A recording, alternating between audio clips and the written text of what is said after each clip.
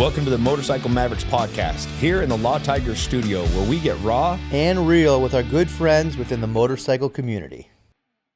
Hey there, before we get into this podcast, I want to tell you that this podcast is brought to you by the Law Tigers, America's motorcycle lawyers. Hey, if you're ever injured in a motorcycle accident and need legal representation, the Law Tigers has got your back. We're the Law Tigers, and we are riders just like you. So, if you ever need us, call us at 1-800-LAW-TIGERS or visit lawtigers.com. Law Tigers, America's motorcycle lawyers. And we're back for another episode of Motorcycle Mavericks. We've been doing this now for quite some time. And it's a good little bit of time, yeah. I think we're getting a little better at it. I'm getting a little better at it. You're already good at it. I don't know about that. See, that's what you say because we're the ones behind the microphones. That's true. The guys behind the speakers are going, oh, God, here we go again. Well, man, I've been... But here they are again, too. That's true, but I've been so impressed with our previous guests, and I think everyone's going to really enjoy our next guest. That or we're just going to tell them they enjoyed Well, him. that's true. Well, he's a pretty enjoyable guy, but...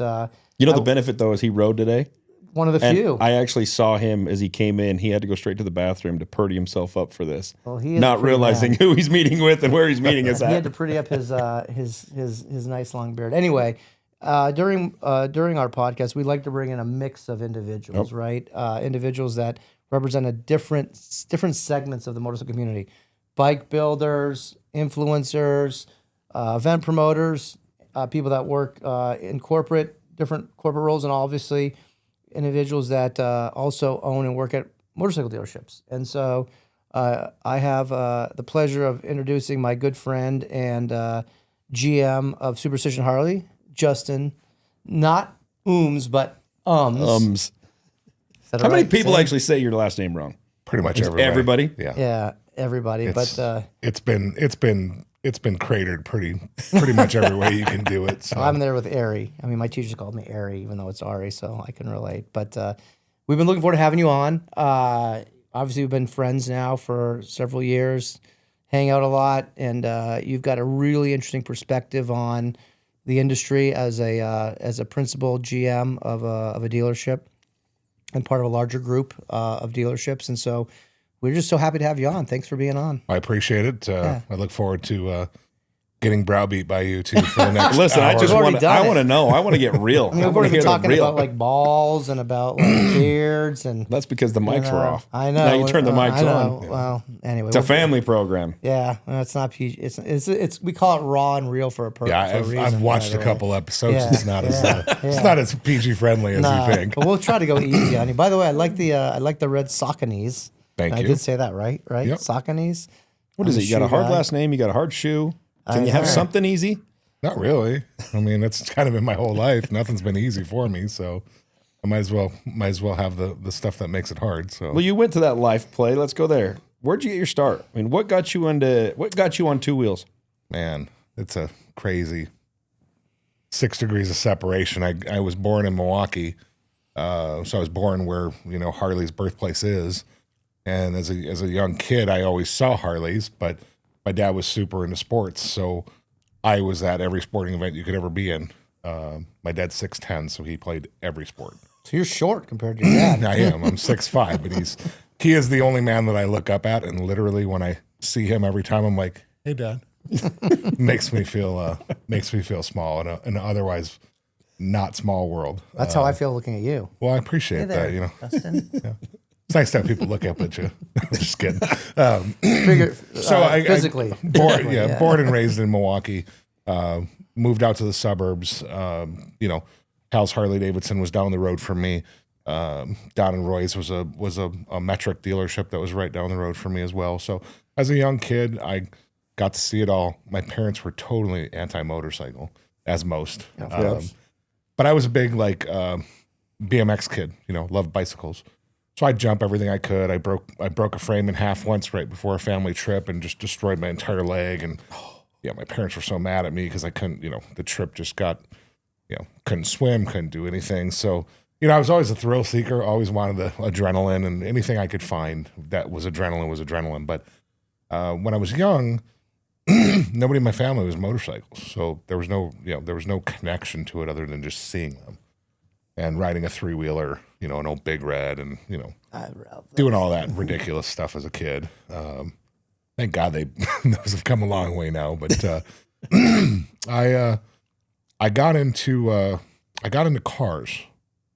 My thing was if I get my dad to take us to the racetrack or the car shows, we were going to do something. So my dad always had a love for classic cars, and he had bought a classic of '63 Le Mans convertible.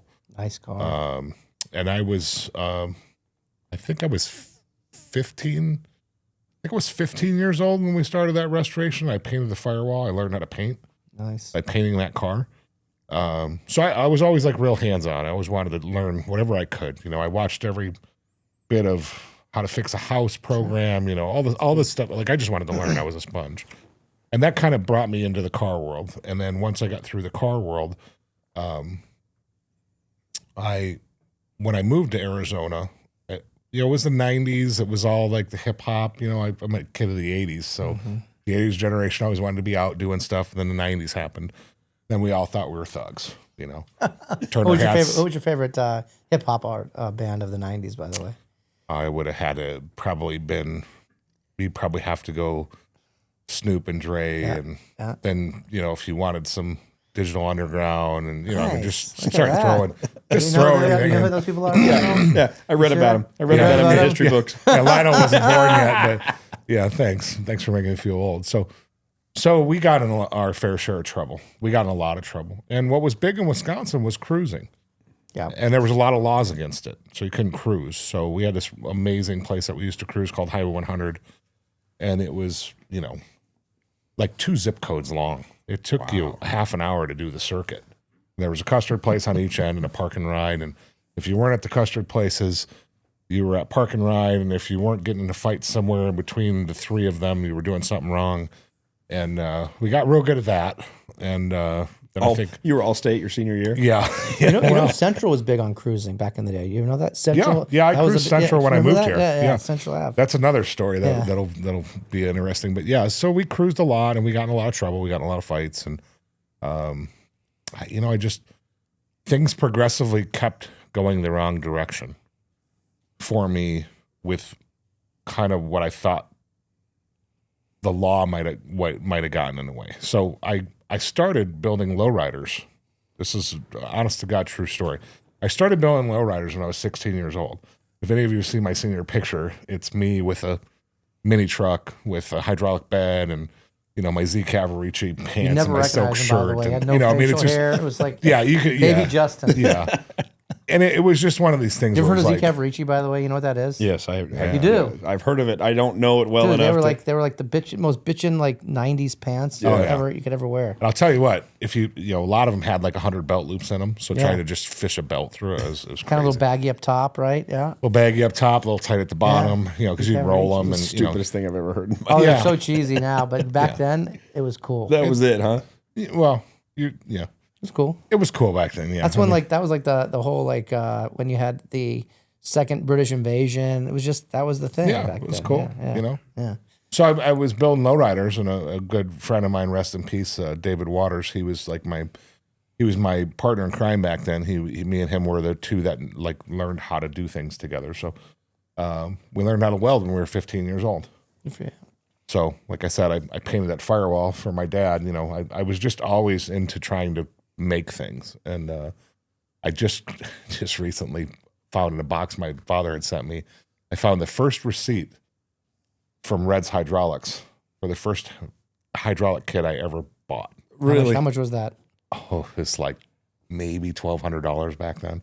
But it said the receipts had front, back, side to side, mini truck package. It was just, it's crazy. And there's a picture of it on my phone I took a couple weeks ago when I found it. But 30 plus years ago, that was, that happened. Yeah. So Curtis Hoffman, for example, he got his start in mini trucks. A lot of us, that was like the progression of what we had. We had enough money to play with that. And then the next thing happened. And then the next thing happened. So we got really good at doing hydraulics. And I had customers dropping off cars, high dollar Impalas, 63 Fords. This is the bouncing shit, right? Bouncing, 3-wheel motion. That's what Cruzy's doing this year. also. Except we lived in the whitest neighborhood. Literally the highest classed white neighborhood Trying to be all in gangster, the state. Trying to be all gangster. And we're turning out lowrider after lowrider. And, my dad's neighbors just, I can't even imagine what they thought. There'd be, 3-4 lowriders parked in the driveway and us running around with our shirts off with, stomach tattoos and thinking we were Tupac. I mean, it was just. Was it like the hip hop culture that influenced you to do that? Like the videos? And yeah, shit? it was just all that. That hip hop, what was the 90s was, Right. early 90s was.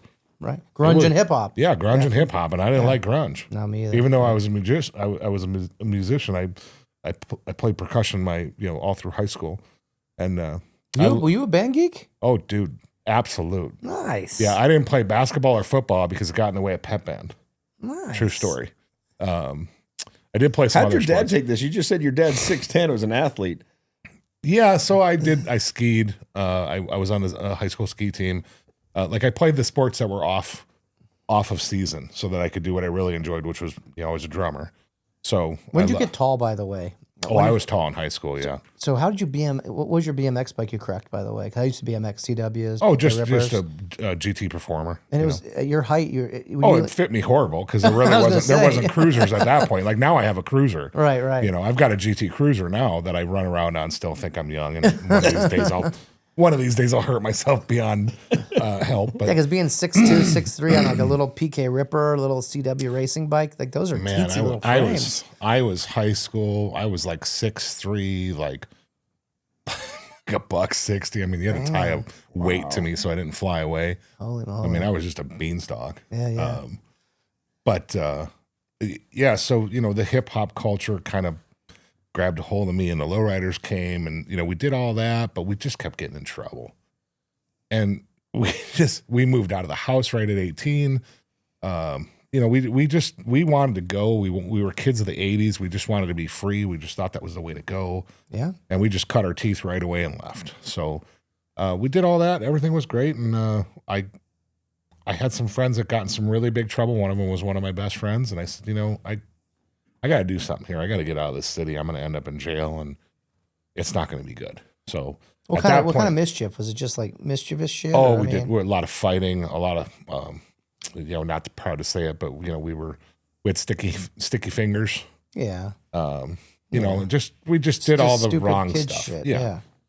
But it got to the point where it was crossing the line, and we knew if we didn't, like one of my best friends got 2 years for basically aggravated assault for stealing $50,000 from a drug dealer. Jesus. So this is how out of control it was getting. So That escalated quickly. So if you want to know how it really was, Going from stealing gum. He said sticky fingers. I'm thinking sodas and potato chips, not 50 G's from a drug dealer. off of the local drug dealer, And he's still one of my best friends to this day. I love him to death. Wait, the buddy or the drug dealer? The buddy, not the drug dealer, but yeah, my buddy. He's still an acquaintance, though, right? Yeah, he's one of my two best childhood friends. Oddly enough, the drug dealer passed away. Amazingly. Yeah. So, but natural causes. Yeah, actually, supposedly. Gunshot to the head, naturally. Naturally. No, it wasn't anything like that. But I needed to leave Milwaukee when he went to jail, and I just said, I got to get it together. So of course my dad says, "Oh, you're running. You're just running." And I said, "I don't really have a choice, Dad. Like I got to go." So I had sent my portfolio because Red's Hydraulics had a shop here on Central Avenue. So you said cruising on Central. Yeah. So I had sent my portfolio forward because it was you could only do it by mail back then. I know that all these kids won't understand this, but we didn't have cell phones. We barely had pagers, Right. If you wanted to send something, you would have the Polaroids and type it up. And so I did all that. I sent it out, and they got it all. And they, I talked to them on the phone multiple times. And I said, "Hey, I'd love to come work for you. Here's my portfolio. Let's do some stuff." And they were like, "Yeah, come on. You're perfect." Awesome. So I told my dad, I said, "I can't get there because I don't have the money." So remember, I just said this box that my dad sent me. So in that box he gave me his Discover credit card and said, "Use this to get the gas to get to Arizona." and I used it to get the gas. And like 2 weeks after I was here, until I got my first paycheck, and he sent me that Discover. Really? Yep. Oh, So I have was every charge on that Discover bill. It was totally empty when he handed it to me, and every charge from every gas station I stopped on the way from Milwaukee to here. So, I mean, it's just craziness. That's a trip. Did you put so- like your hotel rooms on? I mean, everything on your card. Yeah, just it was to- like I had $150. You know, whenever anybody ever asked me my story, I moved here with $150 and a Cadillac Fleetwood Brown, nice. and it was packed to the roof with my stuff, and it had skis on the roof because I wouldn't give my skis up. How old were you? I was 21. I just turned 21. Super Bowl happened, and like the weekend after Super Bowl, I left and drove out here. Why Arizona? Was this like a well-known lowrider shop? Is that Well, yeah, Red's Hydraulics is like, if you were in the magazines, you know, it's no different than what the kids are doing these days. Like now when we look like, oh, that got weird. it's got a mind of its own? Sorry about that. As it gravitates towards the mouth. We'll leave that one alone. You know, when you're young and you get passionate about stuff. Like I was a skateboarder, I was a BMXer, you know, I was all that stuff. So when you're young, you look at all those magazines, right? So now that we're older and we look at the magazines, you know, who's our motorcycle heroes right now? Who are we going to call to build a bike right now? You know, you look in the magazine, you see who's hot, Right. you know, and it's going to be one of those 5-6 guys you keep seeing in the magazines repeating. So, Right. so Red's Hydraulics was everything that was cool and lowrider culture was coming off the West Coast.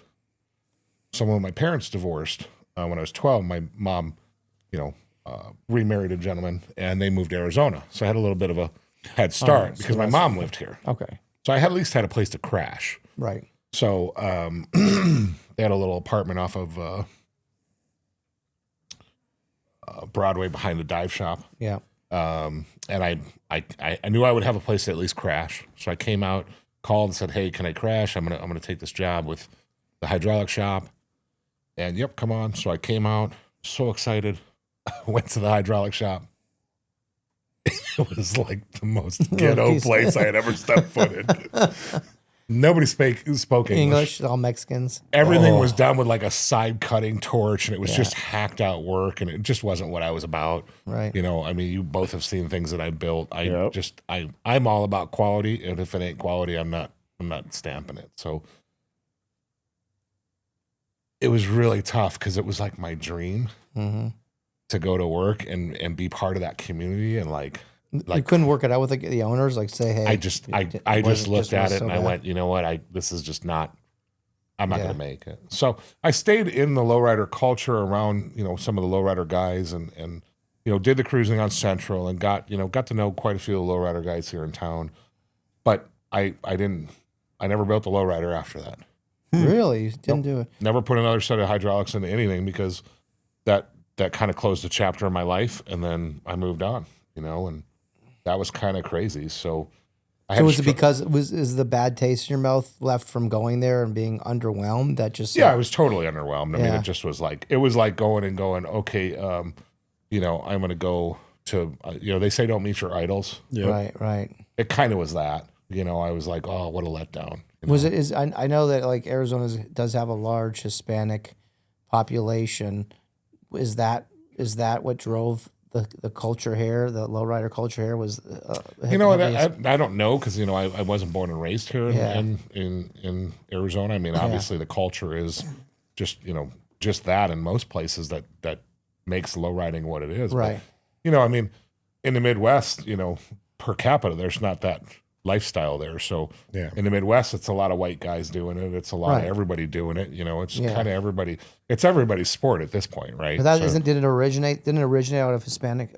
Was it Hispanic? You know, or was it African American or Hispanic? I don't know. I Where the can't whole say lowrider that thing it actually started. Well, it started because of aircraft. You know, some of the customizers in the 50s in California wanted their cars to lift up and down, and that's what actually started it. That's why when you talk to lowriders about, you know, the Super OG setup is what they call an aircraft pump, right? And that aircraft pump is exactly that. They took parts from an airplane to make the cars go up and down. Yeah. Really? And then, you know, years later, you know, when you look at like Parker Hydraulics, you know, they're kind of the basis for most of the hydraulic systems out there, the block that they use. is a Parker block, and the dumps are all made for industrial use, and but they just kind of over the years made it work for cars. So Are you jonesing for a great ride or go to a really cool event, whether it's local, maybe regional, or even national? Well, I've got the solution for you.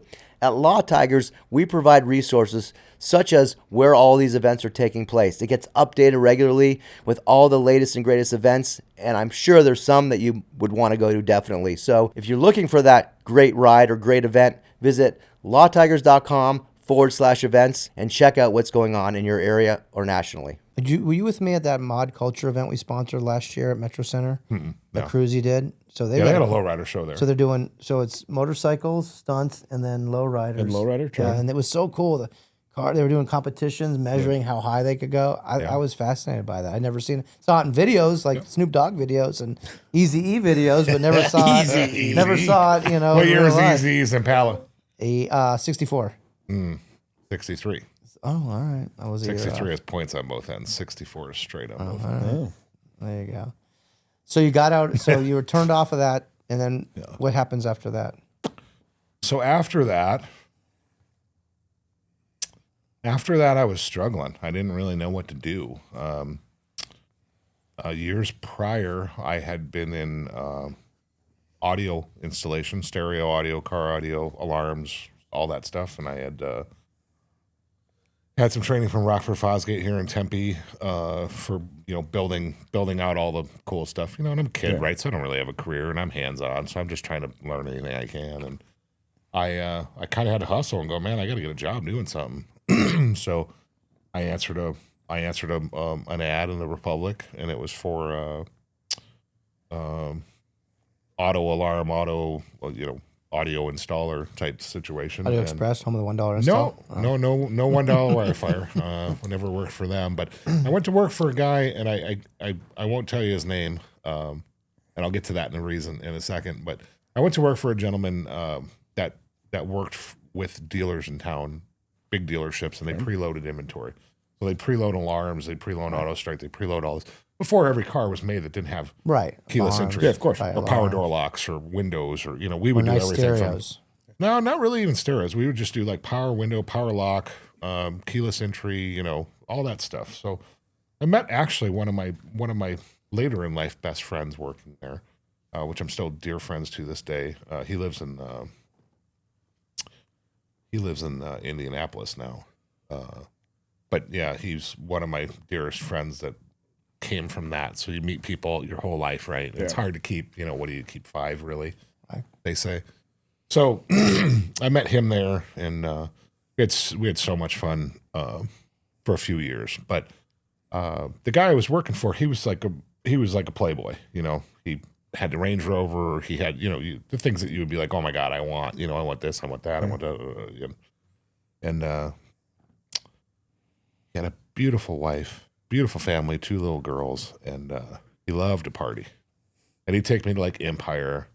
I remember that place. Ari would remember it. You're way too young to live here. He doesn't live here either. But Empire was like the it nightclub back in 30 years ago. If you weren't pressed and dressed, you weren't even getting through the door. And it was just like that. They would turn you away if you showed up in blue jeans. Really? And then Jets and Sticks, if you remember Jets and Sticks, which is now where Scottsdale Mall is. They tore it down.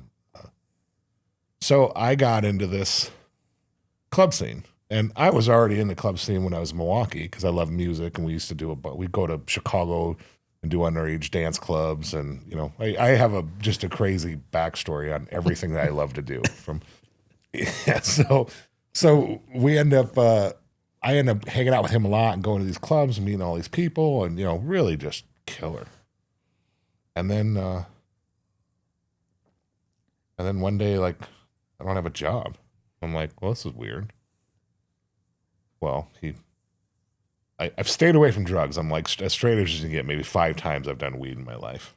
And one time I did acid because someone put it in my drink. And it really made me upset because I'm a control freak. But this guy was a super crazy, like, loved coke and all this stuff. This guy had a wife and 2 kids. Wife and 2 kids, yeah. Yeah, and he would go to Vegas and party all weekend and then come back home and, like, just kind of out of control. And we all kind of knew he was out of control. But, whatever. He was signing our paychecks, so... Yeah, well, he's got a 2020 Dateline. Joe about him. Yeah, he's currently serving life in prison forever.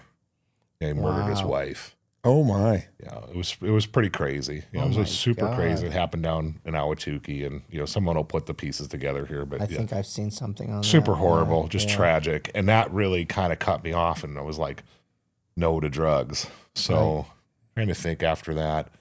I went out on my own. When I was working at the dealership, I actually worked at Earnhardt's F1 store. That was my home base. If I wasn't on the road doing something for one of the other dealers, I was at that store. Doing what? That was working for the audio. Oh, okay. Working for audio. Okay, yeah. security or whatever you want to call it. So I thought to myself, okay, what am I going to do now? I'm in trouble. Like, I don't have a job. And I just kind of didn't know what to do. And I was like, man, these wholesalers are always in here in hot cars looking like they're, doing stuff. And that kind of led me into my next thing, which was, trying to wholesale cars. And Matt, I got a bad partner, and he took me for like 50 grand. And it's just, the stories are just crazy. I mean, if you've, I've been now self-employed for over 2 decades, and it's wild what happens when you're self-employed that you just kind of get sheltered from, What's the best part of it and the worst part of being self-employed? That's a good question. I don't think there's a worst part about it. I really don't think there is. You kind of live a life that most people don't get to live, And I think the best part of it is just the people you meet and the freedoms you have to do the things that, you can do. The best part of it for me has been, at least for the past 10 years, since I got in Harley business, the past 10 years has been really taking care of a bigger staff. The 10 years prior to that, when I was building my first company, that was more a real small staff. So they were really like family to me, and they still actually work for me. Oh, they came to work with me from there. So just 6 degrees of separation. I learned everything not to do about drugs. Then I started going out in Scottsdale every single night, and tie it back to the drag racing that I'd love to go with my dad. Then I started racing cars. I was always into cars, so I wanted to race cars, so I built a really cool little gasser, went and built that, and, one of my longest best friends here in town, him and I always kind of challenge each other. It's a bike, it's a car, it's a boat, well, he actually just got into boating here in the last year or so. Did you tell him not to? Well, I tried to warn him. I've been doing it a long time, and I tried to warn him, but he got into it. So, yeah, I mean, I think the fulfillment of... I think the fulfillment of being a business owner is something that, it takes a unique person to do it, I think. Oh, yeah. It's a lot of risk, and there is reward to it, but it's a lot of stress. Obviously, Ari, you've done very well building this ground up, with your dad, and, you kind of understand that stress, and it's just, but you also have a responsibility to Lionel, and then not just Lionel, but all your other employees, but not just Lionel and your other employees, but Lionel, your other employees, and all their families. Yeah. So, so the depth of what sits on your shoulders as a business owner is a lot. But it's really nice to take care of people and know that you're there for them and their family and their life. So that's been the biggest thing for me for being in. Yeah, that's well awesome. Said. What about, so obviously we'll talk a little more about work stuff, but you mentioned about building. So I know this story, so obviously, but no one else does. Like, what happened in between now and your previous job? Like, what did you do after? Yeah, what was this other business you mentioned? Business. Well, so I've done all kinds of half-brain things. I moved to Milwaukee at one point because I wanted to. When I lost that job, I moved back to Milwaukee for just a quick 6 months. I thought I would be able to kind of repeat this dealer, dealer install, preloading business. Boy, was I sorely mistaken there. But I went home. I drove back to Milwaukee in one of my custom trucks, a Slam crew cab. Chevy that I built, and then I sold that there. I picked up a 64 Impala, and when I moved back home, I drove that back across the country. Oh, cool. I drove a 64 Impala 2-speed power glide from Milwaukee to here. You know, if you ever owned a 2-speed power glide, yeah, it's a long ride with glass packs from there to here. So I'm sorry, it's what? Huh? What's that? Huh? Yeah, exactly. What? Yeah, there's a lot of drone. Just put you to sleep drone. But that trip back, I remember coming out of Flagstaff. I had fouled almost every plug when I pulled into Albuquerque in the car. So when I came to the stop sign, it was barely running, and I'm like, oh boy, that's not good. You know, because I just had the whole trip across the country. It was like everything on the floor but my pants. You know, just trying to get here.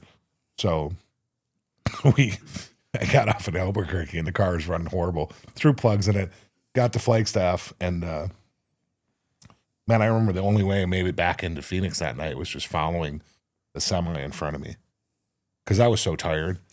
I just, so, but yeah, so I mean, the cars have always been a giant part of my life. But so I went home, I did that, and then I came back and I went to work. I went to work for another guy in Tempe who ended up again getting mixed up in drugs. I mean, I just watched this stuff with drugs like one after another, you know, like crazy stories of guys like living at their dealership in a fifth wheel with like drugs and hookers coming in and out. I mean, you cannot make this up. I mean, and this is all true if you get around all the guys that I know, some of them I'm still friends with from that time period. It's like, come on, who does this? And two guys did that actually. You think it's just part of that culture? Or what? Yeah, I think it is. Yeah. I mean, it takes a certain kind of idiot to want to be a dealer for one, because it's high stress and it's high turnover. I mean, you've got to be buying every week and hope that what you bought you can sell.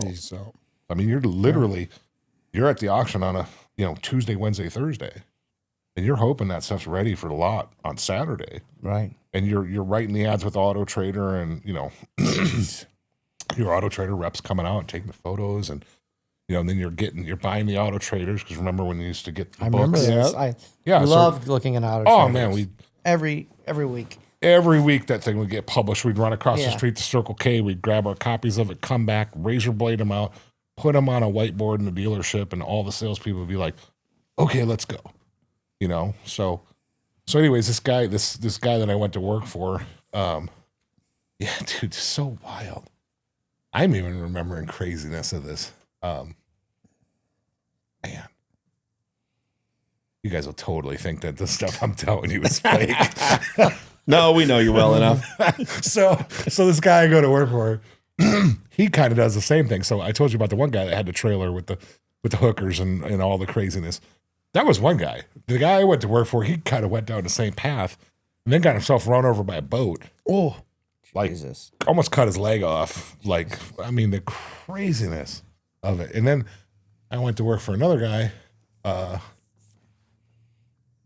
I probably went through 2 or 3 guys that were just total messes. So these are just guys that own small little lots. Basically. Just small Car lots, yeah. They flip then- used cars. Yep. Yeah. And then I said, you know what, I'm just going to go on my own. That's when I started wholesaling cars. And I came up with Umbs Auto Brokers, UMZ, because no one can ever pronounce my last name. So UMZ. And I had a guy I knew, he took advantage of me, and he had basically cashed some titles. And it cost me about $50,000. I was pretty upset. It was like a really big blow to me. And then at that point, one of my childhood friends and I, as a side hustle, we were making furniture.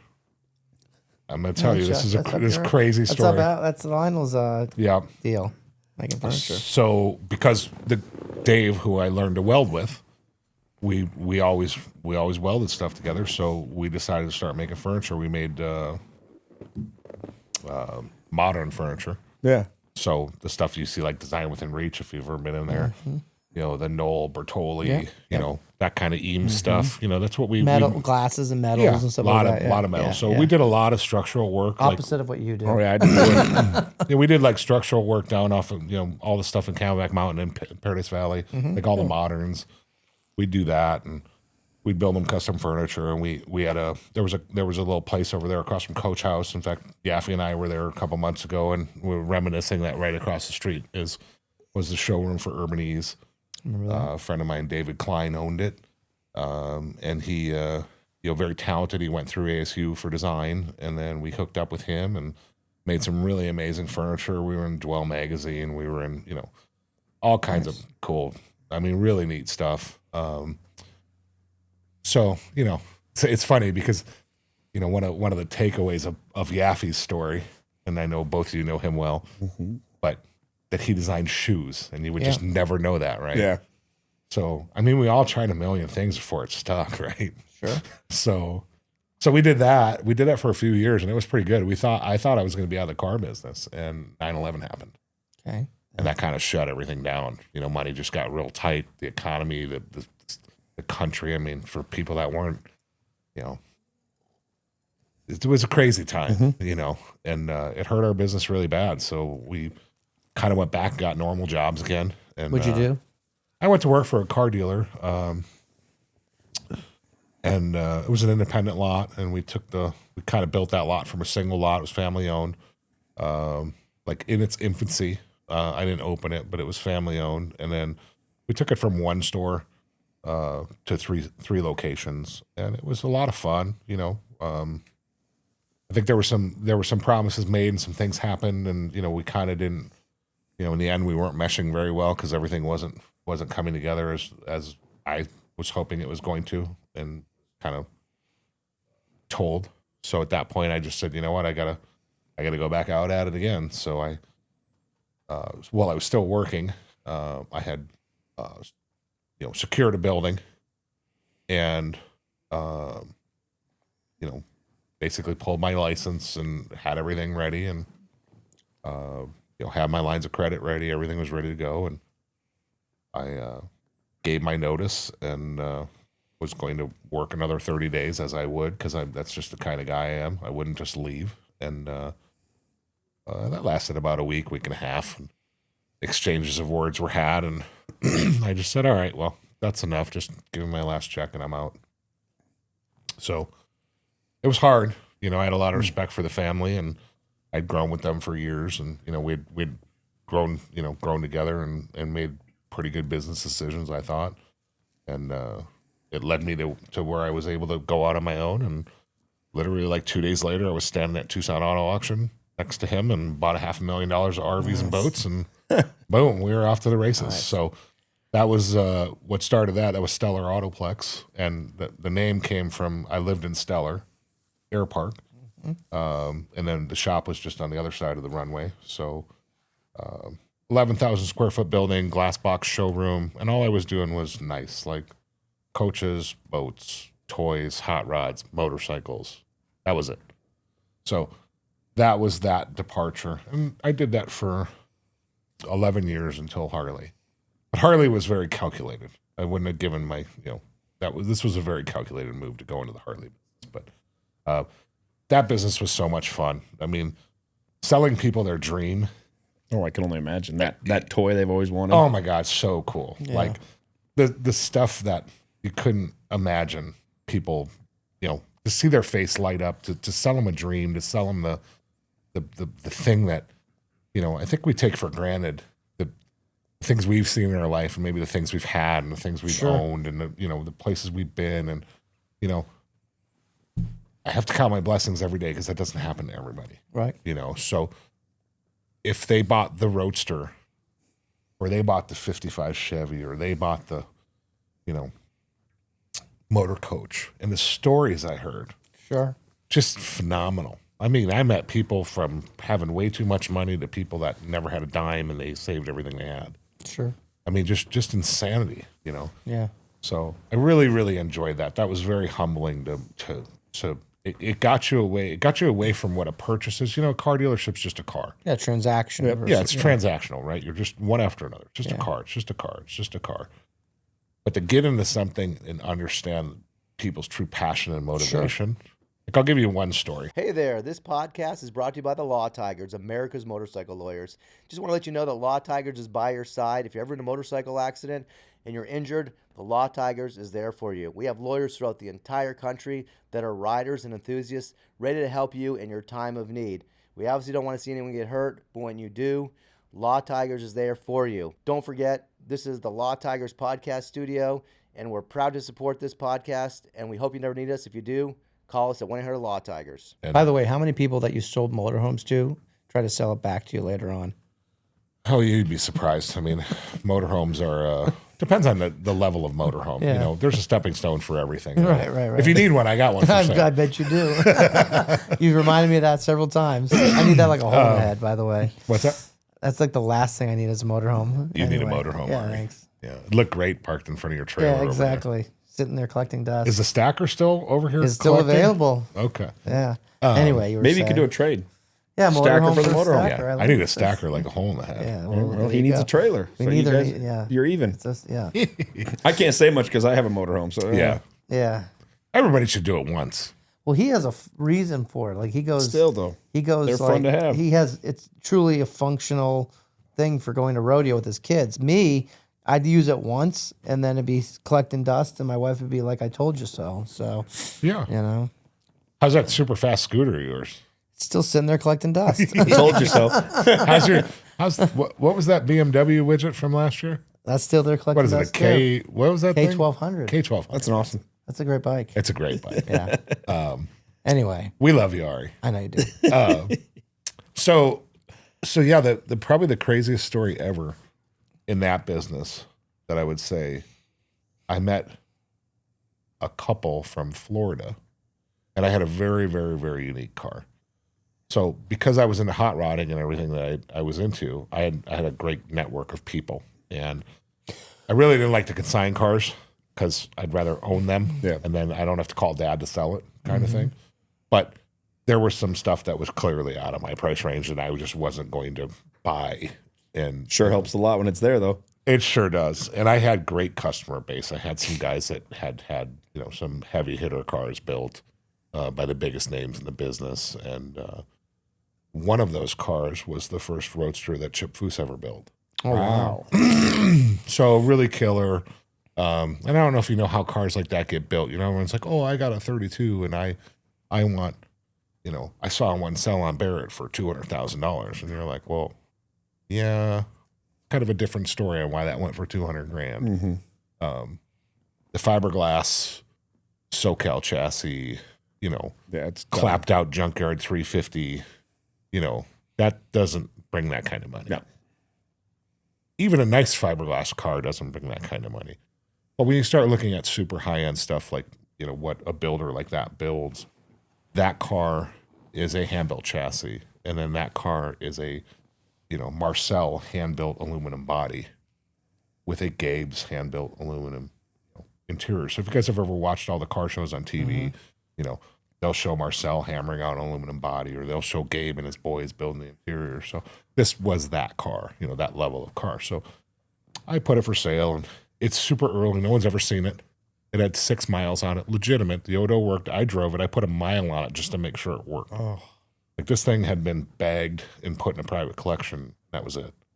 So I sold it to a gentleman in Florida, and that gentleman was, when he came, I asked him his story. I always did. I loved asking people their stories.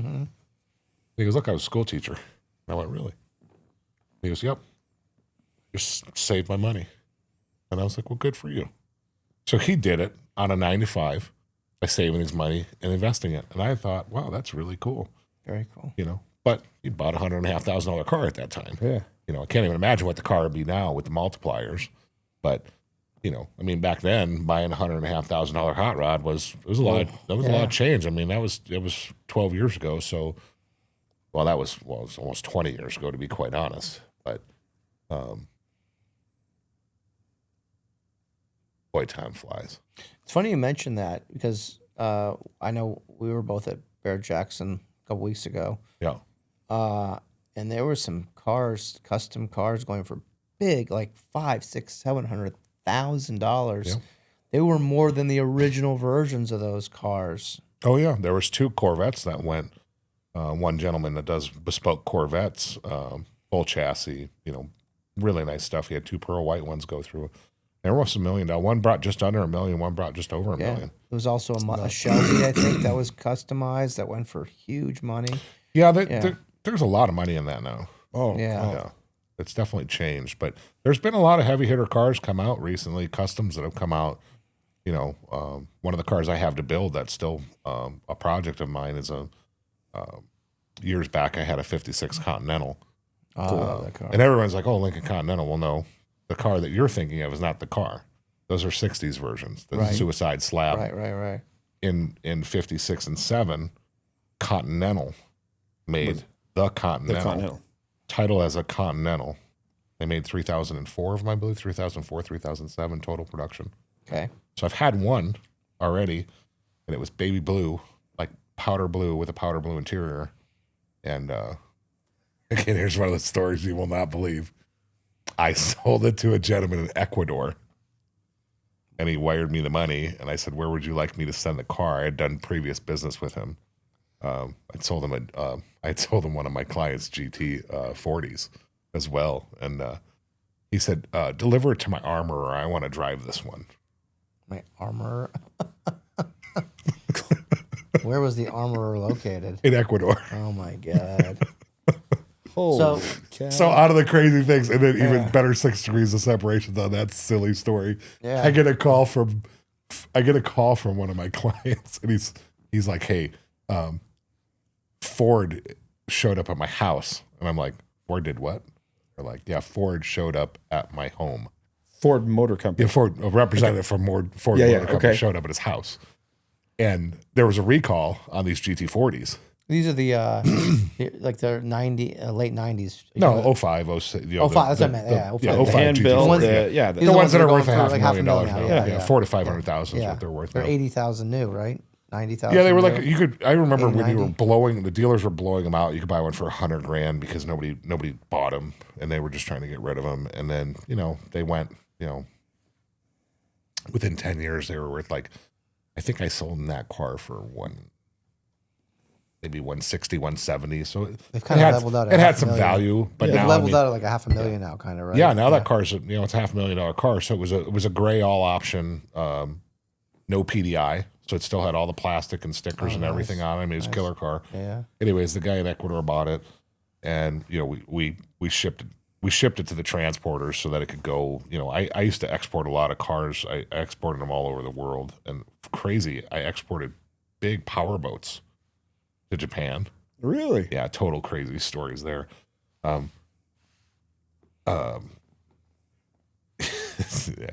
just get squirreled out on all kinds of weird stuff, but getting back to the GT40, what happened is that they had an open recall on this car, and they had called me, and I had said, "Yeah, no, I can't," because they saw that I had it advertised at some point. I don't know, God knows how they know that, but they did, and I just said, "Look, I can't help you." So they went back to the owner and had a representative show up at his house, and he called me and he's like, "Justin, what should I do?" And I'm like, "Tell him to leave. Tell him you can't help him." And they called me again and they said, "Hey, we need to know where this car went." And I'm like, "Yeah, it's a privacy issue. I can't tell you that. I can tell you this: it's not in the country anymore." They just wanted to be. They didn't want to be liable for it. Well, I can't. I mean, that's privacy. I can't But sue is that for why they wanted? Yeah, they don't want to be liable for the recall never Right. being done, somebody getting hurt. But the car was exported. Right, it's so gone, yeah. once I told them that the car was exported and gone, and they actually believed it, then they left him alone. But Yeah. I mean, they were. I was shocked. I'm like, "What do you mean somebody from Ford's there? Get out! Nobody's Yeah. What was wrong with the car, by the way? Do you remember what the recall was? I'm No? sure it was some kind of crazy. seatbelt airbag. Yeah, something really stupid, but Yeah, but something that'll get them sued out of their. Yeah. out Yeah, of I've their got one on beds. my car with the center locks that are cracking. Yeah, So, the fancy Porsche of yours. They come out. The wheels are coming off. yeah, we'll come. I mean, Driving it like the wheels fell off. That's already. right. Literally. Better slow down. it's got the torque. That's right. So you've talked about the car association, but you also build bikes, right? Over the years. Yeah, so coming to Arizona, I loved motorcycles, but I never got to experience. I rode some crotch rockets back in like the Highway 100 days when we would cruise. My buddies would have them, and I'd just jump on one riding dirty, and away we went. And I kind of had that urge in my early 20s that I needed to start riding a motorcycle. The weather here is so beautiful, and I bought like a 74 shovel project. Cool. And kind of ended up like a James Dean pogo seat with a candy burgundy Brandywine paint job on it. And it was cool, and I didn't, I really thought that was cool to own a vintage Harley. I was like, this is cool. Granted, that was, I don't know, 98 or something. So, yeah, it was a little bit old, but it wasn't like way old. Mm-hmm. And it did everything it should have. It leaked. It didn't start. It didn't, it did it all, right? The joys of ownership. I remember one time I was riding it and like the fuel petcock came apart and it's just pouring fuel down the side of me, and I'm in a neighborhood in Tempe going, oh my God, I'm going to start on fire, So rationally, I was like, the thing to do is just get off and hold it over on its side and watch it all let it pour out. Which later in life, that little lesson is something that helped me with another one of my friends on the Broadway curve late at night one time with us riding our choppers. He had just finished a new chopper, and he had done a really cool custom gas tank with a glass fuel filter on the side of it, cool. on brass, and Hey. apparently at 100 miles an hour, the brass fitting was not stronger than the weight, so it just snapped right off, and all of a sudden, I'm like, where'd he go? And I turned around at the airport and came back, and he's sitting in the gore line at the 143, and I'm like, what's going on here? And I come back over, and he's sitting there, he's got his finger in the gas tank, and he's like, it broke, and he's all soaked in gas. I'm like, and then what? And he goes, well, I don't know what to do. And I'm like, we can't turn the fuel off because the petcock's missing. And he goes, yeah. I said, just lean the bike over as far as you can and pull your finger out of it. And he goes, oh, yeah, that makes sense. And then crazy, that night we went, the tow truck came. It took us back down to Chandler, down to Stellar, because he lived down the road from me right over there. And then he grabbed another bike of his, and he changed his jeans covered in gas, and we just went back out on road. So the shovel kind of started everything, and then I got into choppers, and then that's how I met that's how I met early Paul Yaffe. That's how I met Jack. That's how I met Kevin. All kind of the players in the market back in the day, because we'd all be out riding choppers, and wee hours a night. So that's kind of like when you were doing, because I know a lot of your story, that's kind of like when you were doing your Rick Hatch stuff. Yeah, with I had bought my Dyna Y Glide from him, and we were running, this was probably 96, 98. Yeah, 98 to 2000. Yeah, right in that area. Yeah.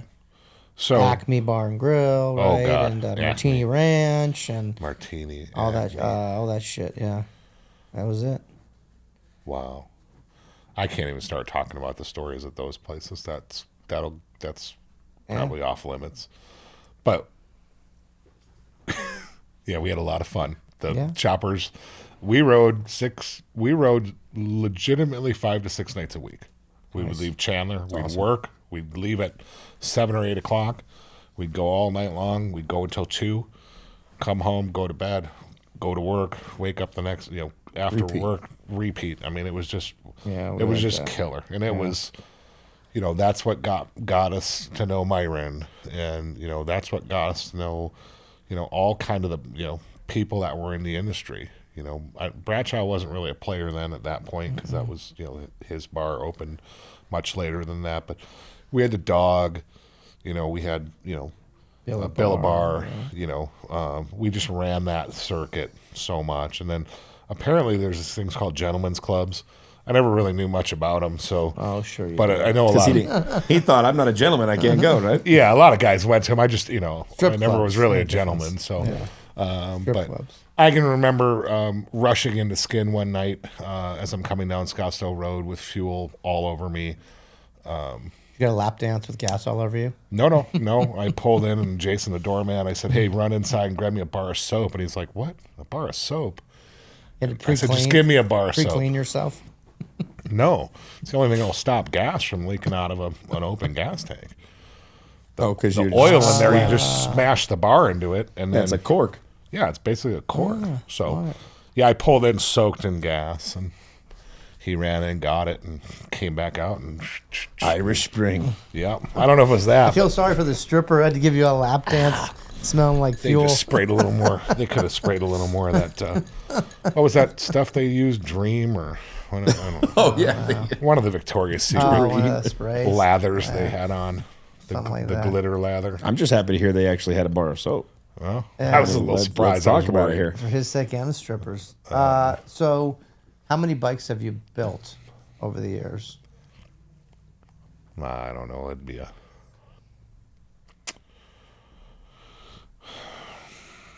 Probably.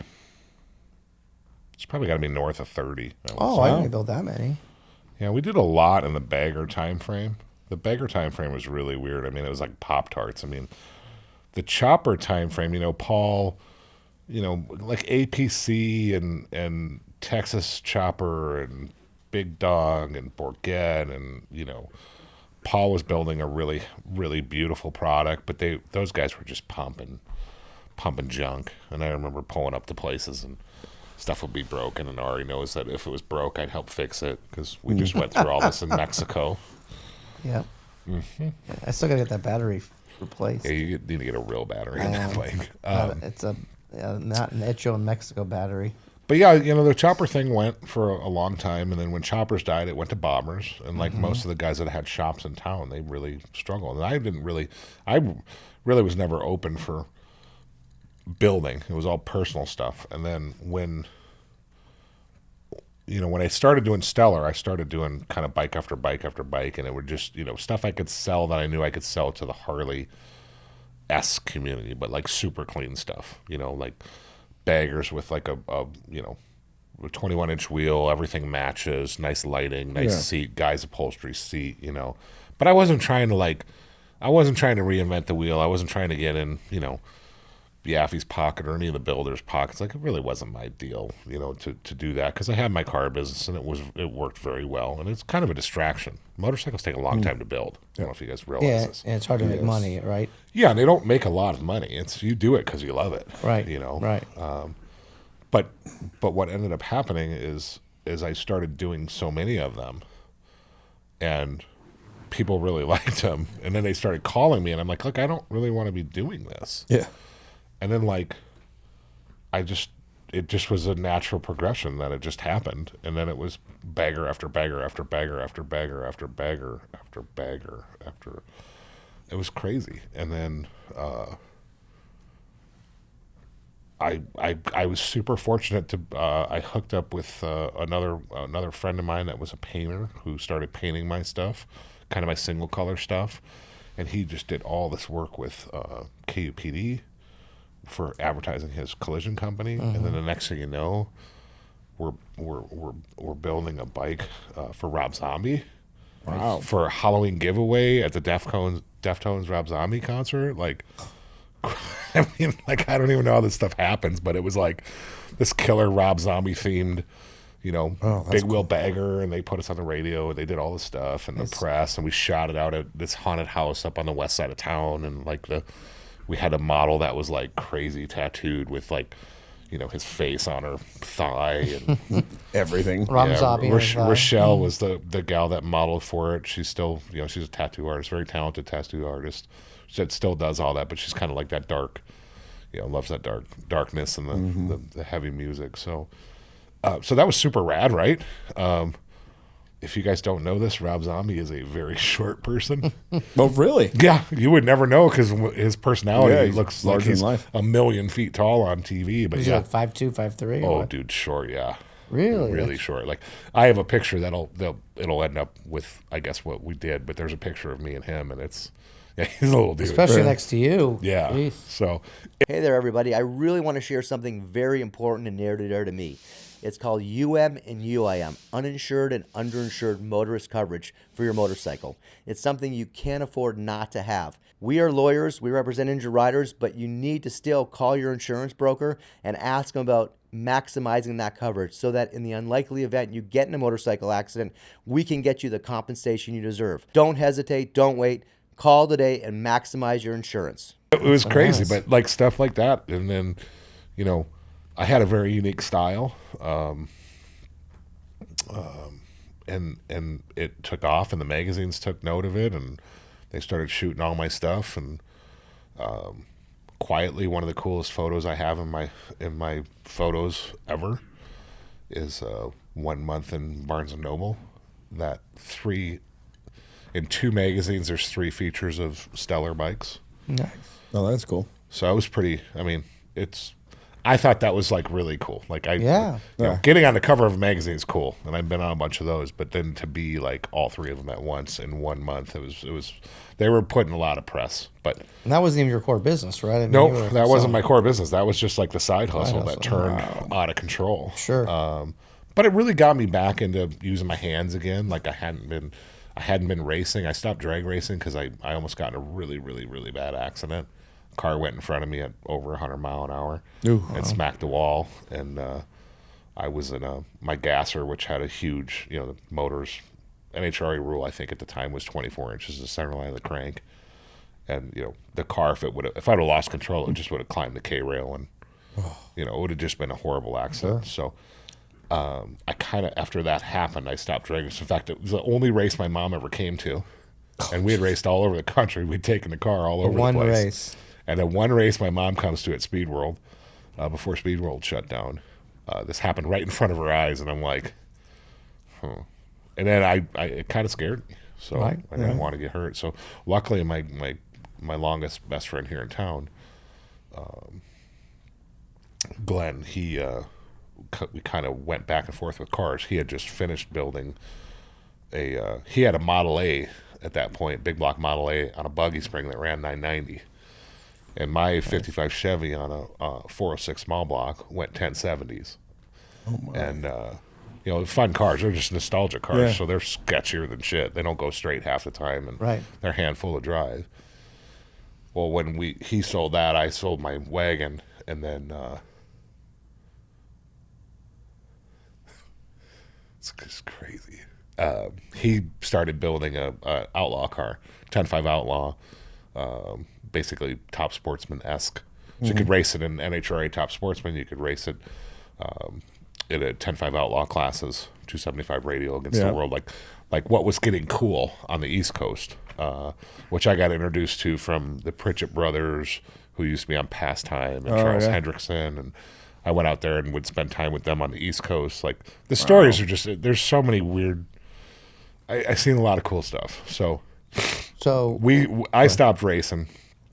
Then I got to race again with Glenn with the Chevy. I basically was his crew, which was cool. I got to be his radio and all the prep of the car and getting everything ready and being the guy that belts him in, and just when you're up there on the starting line at a national event, and it's just such a cool feeling, But I'm pretty blessed to have done a lot of that. That is wild. I didn't know that about you. So, Stellar, selling cars, motorhomes, boats, custom bike building.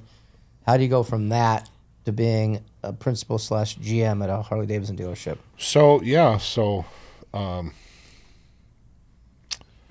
again, just one of those 6 degrees of separations. Like I lived in Stellar.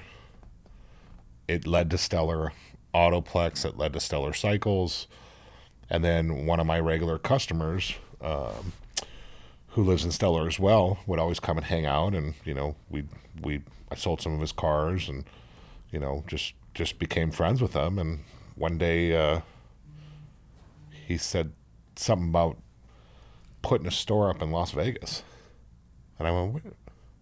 He was, "We need to open one of these up in Las Vegas." And I said, "What are you talking about?" And he goes, "Well, I got these guys up there getting in my pocket." And I'm like, "I know what business you're in. What are you talking about? How are they getting in your pocket?" And he's like, "Well, it's not the only thing I do. I got a Harley dealer I bought years ago." And I went, "Oh, well, I've only known you for 6-7 years. Thanks for bringing that to light finally. You know, I'm a car guy. I'm a motorcycle guy. Like he wanted to buy this really cute. For a while, he was trying to buy this like 1914, 1918 recreation bike I did. You know, that was an Easy Rider, and it was, you know, just a really cute little, you know, kind of recreation-esque looking bike. And he was like, "How that look?" You know, after we got to talking, then he's like, "Yeah, you know, that's why I always wanted to buy that, because I could have put that in the window at my Havasu store." And I'm like, "What?" So, you know, all of a sudden I find out that he's had a Harley store for like 15 years, and I'm like, "Come on!" And I said, "Hey, let's do something crazy. I'd love to, you know, partner in on one of these." And he's like, "Are you serious?" And I'm like, "Yeah." And he goes, "Why would you want to do that?" And I said, "Well, you know, who do I sell this to? What's my end product here? Yeah. How do I sell such a small business that is hand fed? You know, how do I ever get rid of that? I'd rather change what I'm doing right now, Right. you know, become a part owner in something bigger and grow, and, you know, see what we can do." So of course that ended up happening. I sold my building in Stellar, and then I moved into a real small shop. We had a little blip in what was going to happen with the dealership, because the dealership we were looking at had not the owner had passed away and it went in probate, so it was just not able to happen. And then kind of the trail went a little cold, and all of a sudden we get a call, and you guys ever been out to Apache Junction? Mm-hmm. To the Just to store visit, out there? yeah. And I went. He called me, and John called me, and he was like, "Hey, what do you know about this place?" And I'm like, "Didn't even know it existed." So we ran out there and looked at it, and I walked in, and I've been in retail now for, you know, 20 plus years. I'm like, this is a home run. This place is Sleepy Joe. It's a huge store.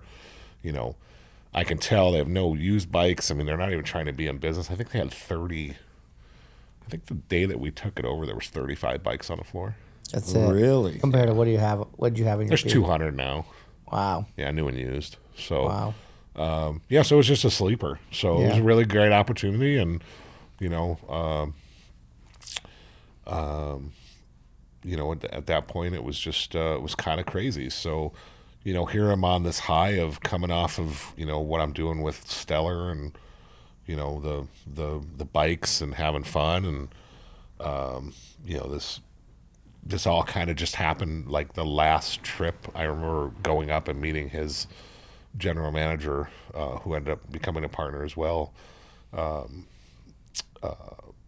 at the store up in Kingman. And then the only reason I met him was because I was on the way to Laughlin, which was like our last hurrah for Laughlin. Mm-hmm. So we tore the Pioneer down, and, you know, Pioneer, what a shithole. Yeah, what a shithole it is.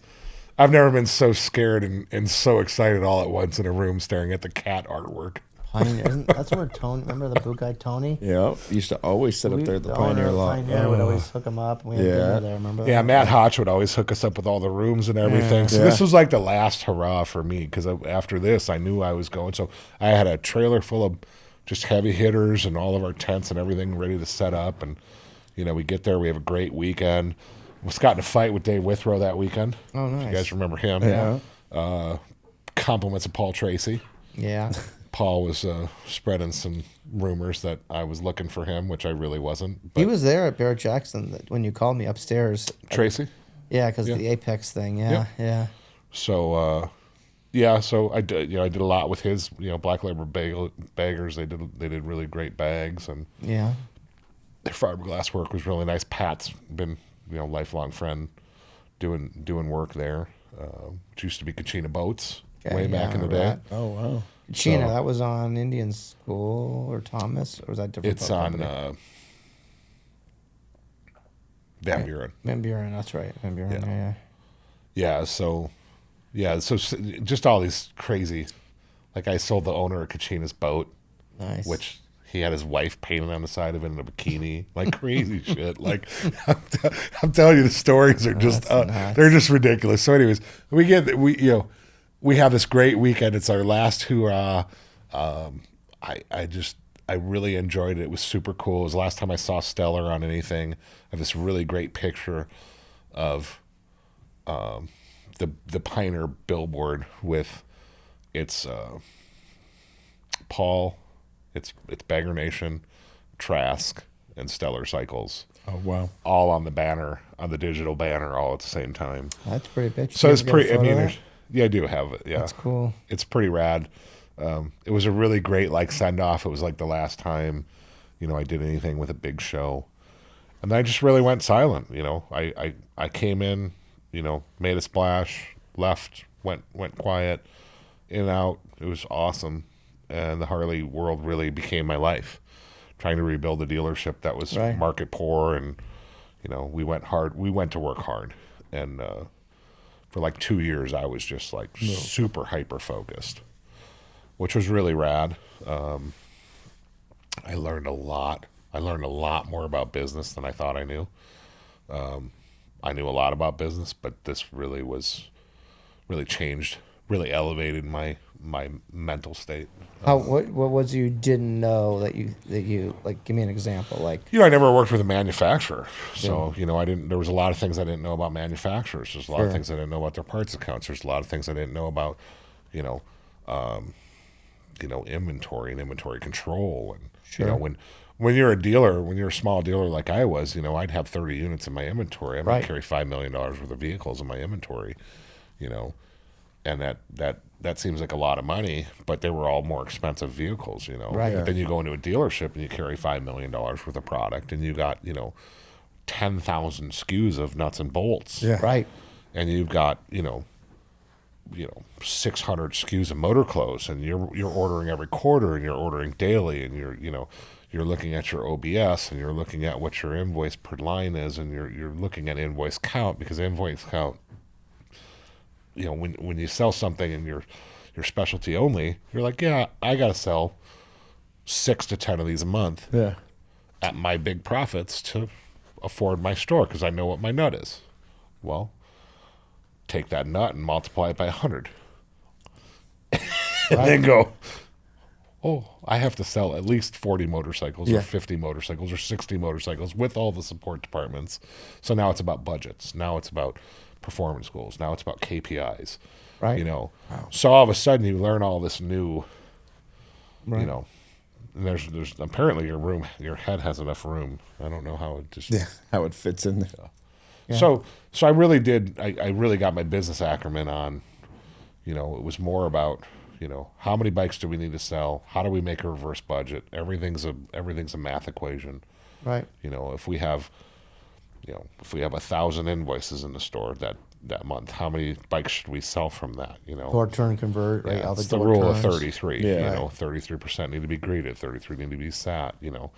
So Everything's an equation or Yeah. everything, right? so all math. you get 10 greets, it's 3 sits, it's 1 sale. You want to run your business, and not everybody wants to run their business, because everybody probably wants to make more than a certain amount. But you use the rule of something. If you use the rule of 30-20-10, it's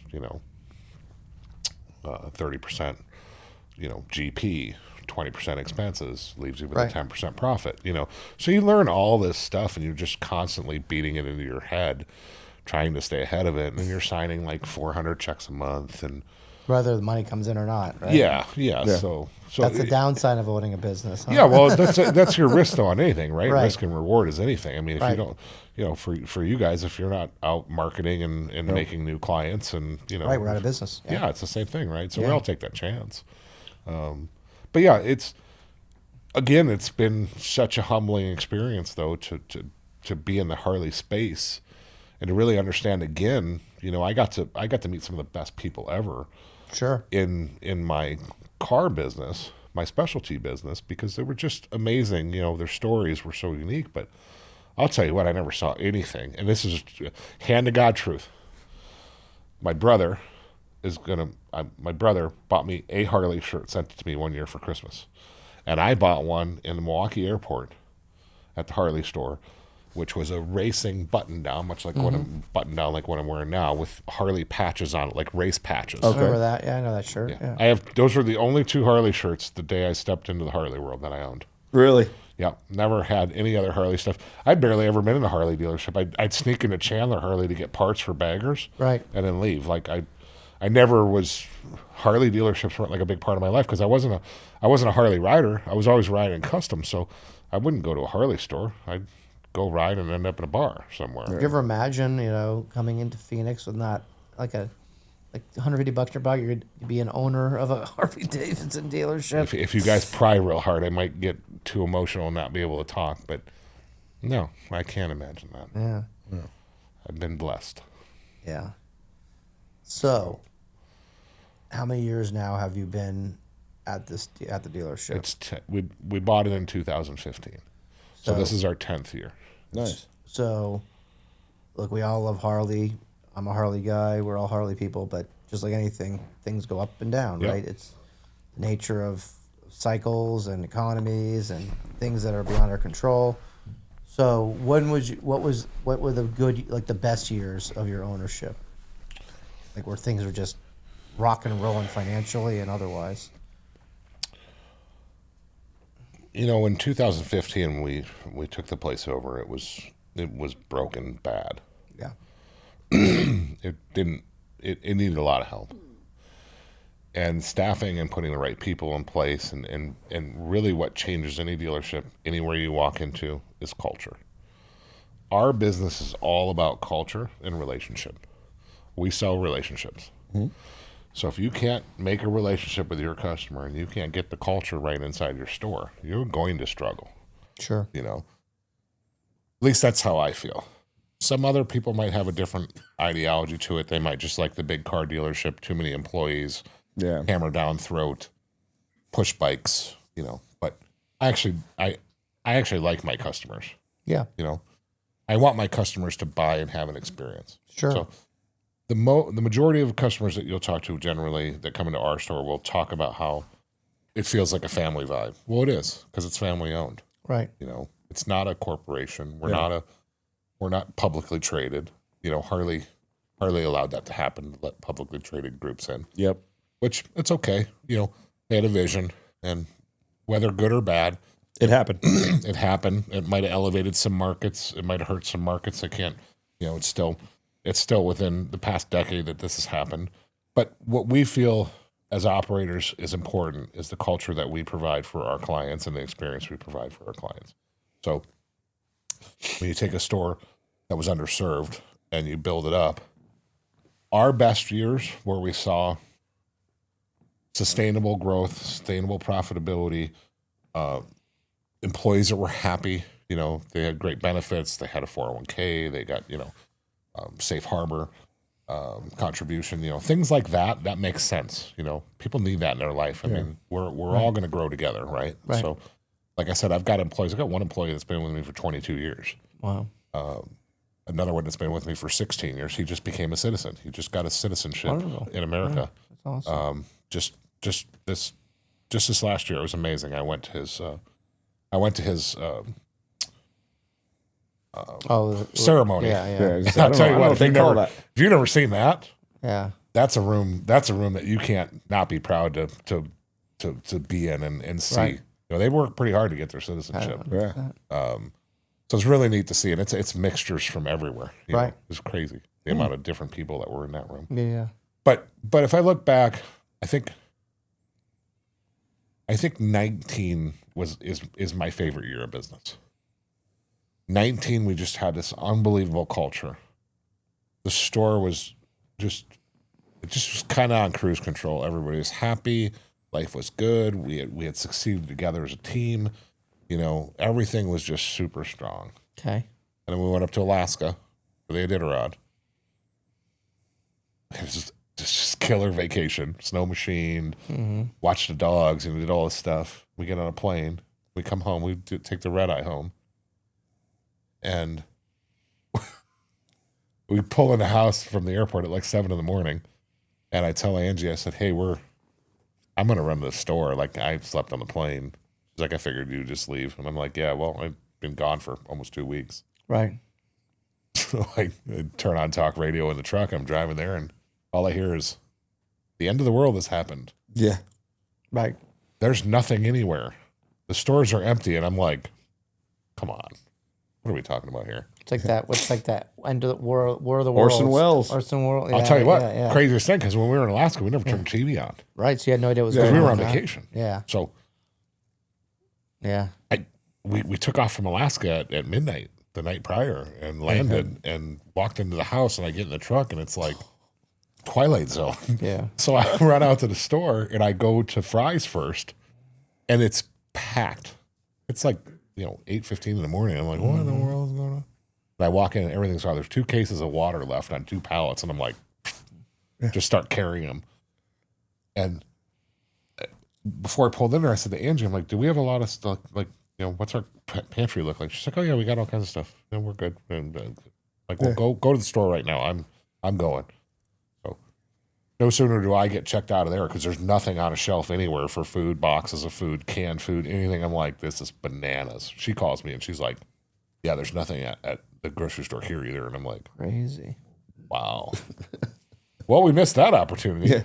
Yeah. So You and I were in Daytona. Daytona. so true enough. So what happened in 19 is what happened in 19. 19 was just this great year for our business. Then we get COVID, right? That March it hits. Yep. And everything crashes. The world stopped. You guys were there. You saw Oh it. yeah, we've lived it.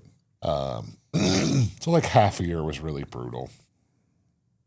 And it was really brutal from the fact that, employees were scared. What do we need to do? Pinal County didn't have a mask restriction. Pinal County didn't have a lot of things. Apache Junction didn't have a mask. So I kind of sat with my staff. I said, okay, how do you guys want to play this? Let's make a decision. Do we want to go mask out and board this? And and they're like, well, let's play it by ear. So we were one of the only places that didn't have a mask mandate in their store. We didn't take temperatures. We didn't tell you had to do something. We didn't have sneeze guards. We didn't go crazy. We let it run. And you know what? It was crazy. For like a year and a half, nobody got sick. Wow. Imagine that. Not one person got sick. And then we got it when it was like Fluvid. Right. Like the whole store got it. It was crazy. It just swept through like they must have put it in the water and fed it to us. What was the traffic like that first 6 months? How was business and traffic? That first month was really weird. It's kind of Twilight Zone because everyone's still trying to figure out what's going to go on. Do I have a job? Can they make money? Well, then the free money started rolling, and then it just poured on. So in 20, did you see sometime in 20? Yeah, we saw an increase in 20 in sales, and then 21 was bananas, right? Bananas. 22 was bananas. Could you even keep inventory? No, you couldn't. Just came in and went. And you know what? There was a lot of operators that were doing like crazy DSRP and What's really that? Explain that. So you have an MSRP, which is manufacturer suggested. And they were price. marking shit up. Big time. Yeah, and you like your cars and you like your Yeah, stuff. So you I've get seen it. Trust me. So it was pretty silly, but again, back to my culture and the way that I want to run my store. Yeah, I could have grabbed some cash. I could have been that guy, but my deal with my customers was, I'm going to treat you the way you deserve to be treated. Are you jonesing for a great ride or go to a really cool event, whether it's local, maybe regional, or even national? Well, I've got the solution for you. At Law Tigers, we provide resources such as where all these events are taking place. It gets updated regularly with all the latest and greatest events, and I'm sure there's some that you would want to go to definitely. So if you're looking for that great ride or great event, visit lawtigers.com/events and check out what's going on in your area or nationally. We weren't giving any deals back then, that's for I sure. kept my pricing at MSRP. Yeah. And I wasn't gouging people. Right. And I was very fair. Yeah. I could have done a lot of things. I just chose not to. Sure. So, then there was I don't think COVID helped our country at all, unfortunately. I think COVID is probably the worst thing that could ever happen to us because now we have a housing crisis. Now we have all kinds of economic Inflation, crises. all that Inflation stuff, like yeah. crazy. I mean, you guys, Lionel, you don't live here in the market, but I mean, the market's gotten out of control here. I've seen it from He afar. sees it Yeah, in Salt Lake. We were looking at 1,600. Oh, Salt Lake, yeah. There Yeah, you go. yeah. same thing. I'm north of there. 1,600 square foot houses selling for $600 grand. Yeah. Yeah. You got a $3,700 dreamboat Yeah. for an apartment. Yeah. So it didn't help us, but we'll make it through it. But we sold a lot of motorcycles those years, Business was good. We all knew it wasn't going to last. We knew that it was going to go back to what it's been. We've Right. been in the space long enough. And, now just like everybody, nobody's going to turn on the TV and not see a special for a car or, something. Harley Davidson doesn't like to discount their product, which is fine. We'll make through it and we'll get through it as a team. But it's tough because the customers now are trained for discounts. Yeah. So Will someone go to another shop just save a couple $100? Is that the mindset? Well, they'll do it. They'll walk out no problem. Just for a few $100. Yep. And then they'll leave you a bad review because you wouldn't meet it. Oh, God. That's Which too is bad. just it's gotten. To Why the has point that where, become that way? You think? because it's a way for them to get back. Yeah. People don't like being told no. They just don't like to hear it. They don't want to. So we can, like, our big thing is how much friction can we remove? Right. It's just so much easier when you remove friction. But Yeah. there's still people that want to be that way, and I get it. They're just every once in a while I still get that way. You just get pushed to your edge. Yeah. You shouldn't get pushed to your edge buying a motorcycle. Motorcycling's Supposed to fun. be a fun Pleasure, experience. Your only job with a motorcycle is to go and have fun and enjoy Right. it. Yep. And God forbid, if you buy a motorcycle and you can't figure out how to enjoy it, I don't know what to tell you. Yeah. Something my friend You might better be, go pick up a video game. yeah, Apparently. something my friend might be wrong Yeah. with you because I've ridden everywhere in the country, and the world is so big, it's just phenomenal. Oh, yeah. And So even much to see and do. even this country, when you think you see it all, you end up in Ari knows. Yeah, you end up okay. in Ketchum That's right. Going on a off-road. dirt Yeah. road, going, "Where are we going, Justin? Oh, just follow me. We'll First be all time right." I've been off road on a Pan Am, by the way. Yeah, and I'm like, you bought it because hold of on him. for dear life. yeah, total, sheer cliff on one side. It was breathtaking though. Yeah, it was a killer Going in ride. the valley, going through. Yeah. We probably rode, I don't know, half an hour back in there, but I said to Ari, I said, "Yeah, just stay close," and I was just like, Oh yeah, I couldn't keep up with him. I Yeah. just started slapping It's the first time gears. I was ever on it. It's different being on a dirt bike. I grew up on the three wheelers like you, 80, 250R, 185S. Then went to XL80, CR 125. But it's very different on a big ass, Big, tall, Pan heavy bike. America. They're just heavy. That's the Yeah, big you thing. feel it, The yeah, dirt you bikes, feel. you really can just You whip them toss. and throw them. Yeah. Yeah, these bikes aren't. You can't toss around. And if you put too much weight on the front end, they start to wash out. Plus, having Really? street tires didn't help. But it was if I would have had a little more time on the bike, I would have felt a little more. It was fine. I didn't crash. Yeah. Just trying to be a little patient. It's like Mexico. He didn't crash. No, Well, that one I did crash. He just got in a loose I sand. saw that That's video. right. I know you like that. That's like everyone sees that video. That's my claim to fame. Laying down the Pan Am and Rocky Point. So we were talking about your experience as a dealer, principal, GM. Obviously, you had some great years, and now, right now the industry as a whole is struggling. Let's just be honest. This is not a Harley thing. This is just a motorcycle industry thing, right? Interest rates are high. You have inflation. You have just challenges. And as a dealer, how do you deal with that as a business owner within the motorcycle industry? What do you do? What's the answer? Yeah, so I don't think any of us know the answer yet. Yeah. So to guys that have rode for a long time, we understand what riding provides us. Gals and guys that have ridden, we get it. There's a reason we do it, right? It's in our DNA. It's a core value. It stops everything. So I think what we need right now in the motorcycle industry is we need during COVID, it was super easy because no one could go out. We could spend money. Nobody was going to dinner. Nobody was seeing the shows. Plus, you had free money from the government, right? Yeah, I don't know if everybody got that. I sure didn't. I wish I would have figured out how that check worked. But apparently there was a lot of handouts, and there were some good incentives. But it seemed like there was a lot of money rolling around. Right. But you also have to remember people weren't going to dinner. Right. People weren't going to the show. People weren't doing all that Or stuff. traveling, yeah. So all of a sudden, what do they want? They want to go outside because it's the only place the government's telling us we can go, right? So they want to ride a motorcycle. They want to go camping. I mean, we all saw what happened with motorhomes and pricing through the and roof. boats. I mean, I'll tell you this: I've held a slip at Lake Pleasant for 15 years, and I've had large cabin cruisers for the past 15 years, and I can't even put a figure to it that a new Sea Ray 38-foot cabin cruiser is $1.2 million. Yeah, we saw one at Barrett. Yeah. It's just phenomenal. Bennington. I thought it was 950,000, but anyway, close enough. Yeah. Okay, might have been. They might have lowered it because last year it's 950 now. Because last year it was $1.2 million when we Yeah, it's walked gone out of down. that Barrett. It's gone So down, yeah, yeah. they obviously lowered the Yeah. pricing. Yeah. You know, but yeah, Still a lot of money. you know, a 38-foot open bow from them. They make like a dayboat ish 38-footer. Those were like $800,000. I remember that. Yeah. You know, crazy. so to me, it just, I mean, I don't. The price matrix is, but you know, a new diesel truck's $100,000. Oh yeah, easy. You know, so we have some of the new Harleys are expensive too. Let's be honest. of course they right? are. Yep, but they're also, you know, the homes are twice the value. The you know, everything is kind of doubled. Steel's gone up. You know, everything's labor's gone up. Rates have doubled. Right. It's making it hard for people to buy. Yeah. Because we have rate issues. Right. But ultimately, what we need to really focus on, what we need from everybody is we all need to be voice and leader for motorcycling. Yes. You know, sure you can go buy a boat. Sure you can go buy a side by side. Sure you can go buy a camper trailer. You know, pick 5 or 6 other hobbies you can go do. Yeah. They're all expensive. You know. Right.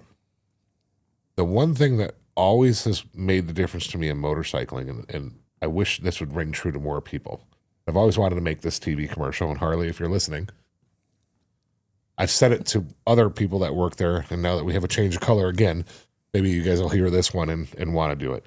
But I always thought the best commercial for Harley Davidson would be you pull in to your street in suburbia, and the first guy's got his camper trailer, and he's packing it. Second guy's got his boat, and he's packing it. Third guy's got his side-by-side, and he's packing it. The fourth guy's got a big motorhome, you know, and all they're doing is sitting there packing all their stuff up and spending all this time and everything. And you come down the road in your car, and you've had the hardest day, and you need just some reprieve. You hit your garage door opener, pull your car in. To the right of your car is your motorcycle sitting there wagging its tail, ready to go. You literally close the car door, grab your helmet off the wall, put it on your head, and in less than 5 minutes, You're gone. you're gone and you're already enjoying. Yeah. That is the power of on-road motorcycles. Sure. And that cannot be replaced, because I know when I have a burn down day, you know, Lionel, you made the comment that I rode here today. Yeah. I haven't driven a car in 2 weeks. Good for Nice. you. You know, if I can ride, I'm going to ride, because that does something mentally with me and my dopamine, you know, that I'm able to shed a lot of things. Right. You know? But Angie will meet me somewhere for dinner, and I'll be on the bike. You know, she'll What's be your in her favorite car. bike of choice, by the way, for those that don't know you? Well, Of so late?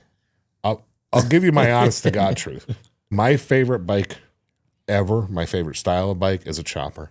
Of course. And it's not a 70s, 60s, 50s. It's not a spindly. It's a big in your face, big inch. Let's get down. Let's ride hard Just a chopper. ripping. CFL specifically? It doesn't have to be a CFL. It can Okay. be, you know, any. It's just got to be set up to be able to rip. It's got to have big brakes. It's got to have a big motor. It's got to be there. You do have a Gotta be- bitch in CFL, by the way. I'll Thank give you. you that. I You're welcome. appreciate that. That's for sale if anyone wants to buy it, right? Sure. Yeah. Everything this guy has Everything is for sale. for me is pretty much You know for what? sale. That's my model. Everything's got a price. Everything's for sale. But I'll tell you what, the favorite style of a motorcycle to me is a chopper, and the reason the chopper is so dear to me is because I've put so many miles on them. Yeah. Sugar Bear once said this in a special, and it rang really true to me. They did a special on Sugar Bear, which if you guys don't know who Sugar Bear is, he builds really amazing Crawl out of choppers the rock you've been under. just great Springer front ends, right? And, you know, Danny Coker uses them. A lot of guys use them, you know. don't you have one, or you have one on order? You don't You have a know Sugar what? Bear, do you? I was on the list, Okay. and I don't have it yet. Are you still on the list? Still on the list. I gotta get. Well, hopefully you get you one. I gotta I get a know. rolling chassis with Riding, price on it. riding a Springer is a whole different world, you know. I've got a Springer, but I've always wanted a Sugar Bear and just haven't got it yet. Well, riding a long Springer is really cool. They have this really cool flex to them, like a funny car. Yeah. So you can be hardtail, and they ride somewhat like a softail because there's so much flex in the bike. It just kind of floats like when you see a funny car do its burnout, and you see that chassis do that. yeah. It's exactly how a long bike Really? with a big, you know, like a 16 over Springer, 54 degree rake, like 12, 16 over Springer. They ride really cool like that. They just kind of flex and float. But Sugar Bear said this in a special and always stuck with me. He says, I've backed my bike up to more curbs than most of you have ridden miles. That made a lot of sense to me because for like almost 10 years straight, I rode a chopper every day. We'd be out every night on choppers.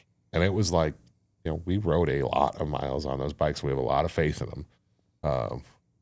So we'd ridden them in Milwaukee. We'd ridden them in California, go out to the LA Calendar Show, Bakersfield, went home for the anniversaries in Milwaukee. Nice. So you want to feel like you're out of place, go to Milwaukee on a chopper. Yeah. On 105th, 110th, 115th, it'll change it. But that is my favorite motorcycle from the standpoint of the visceral feel, the energy.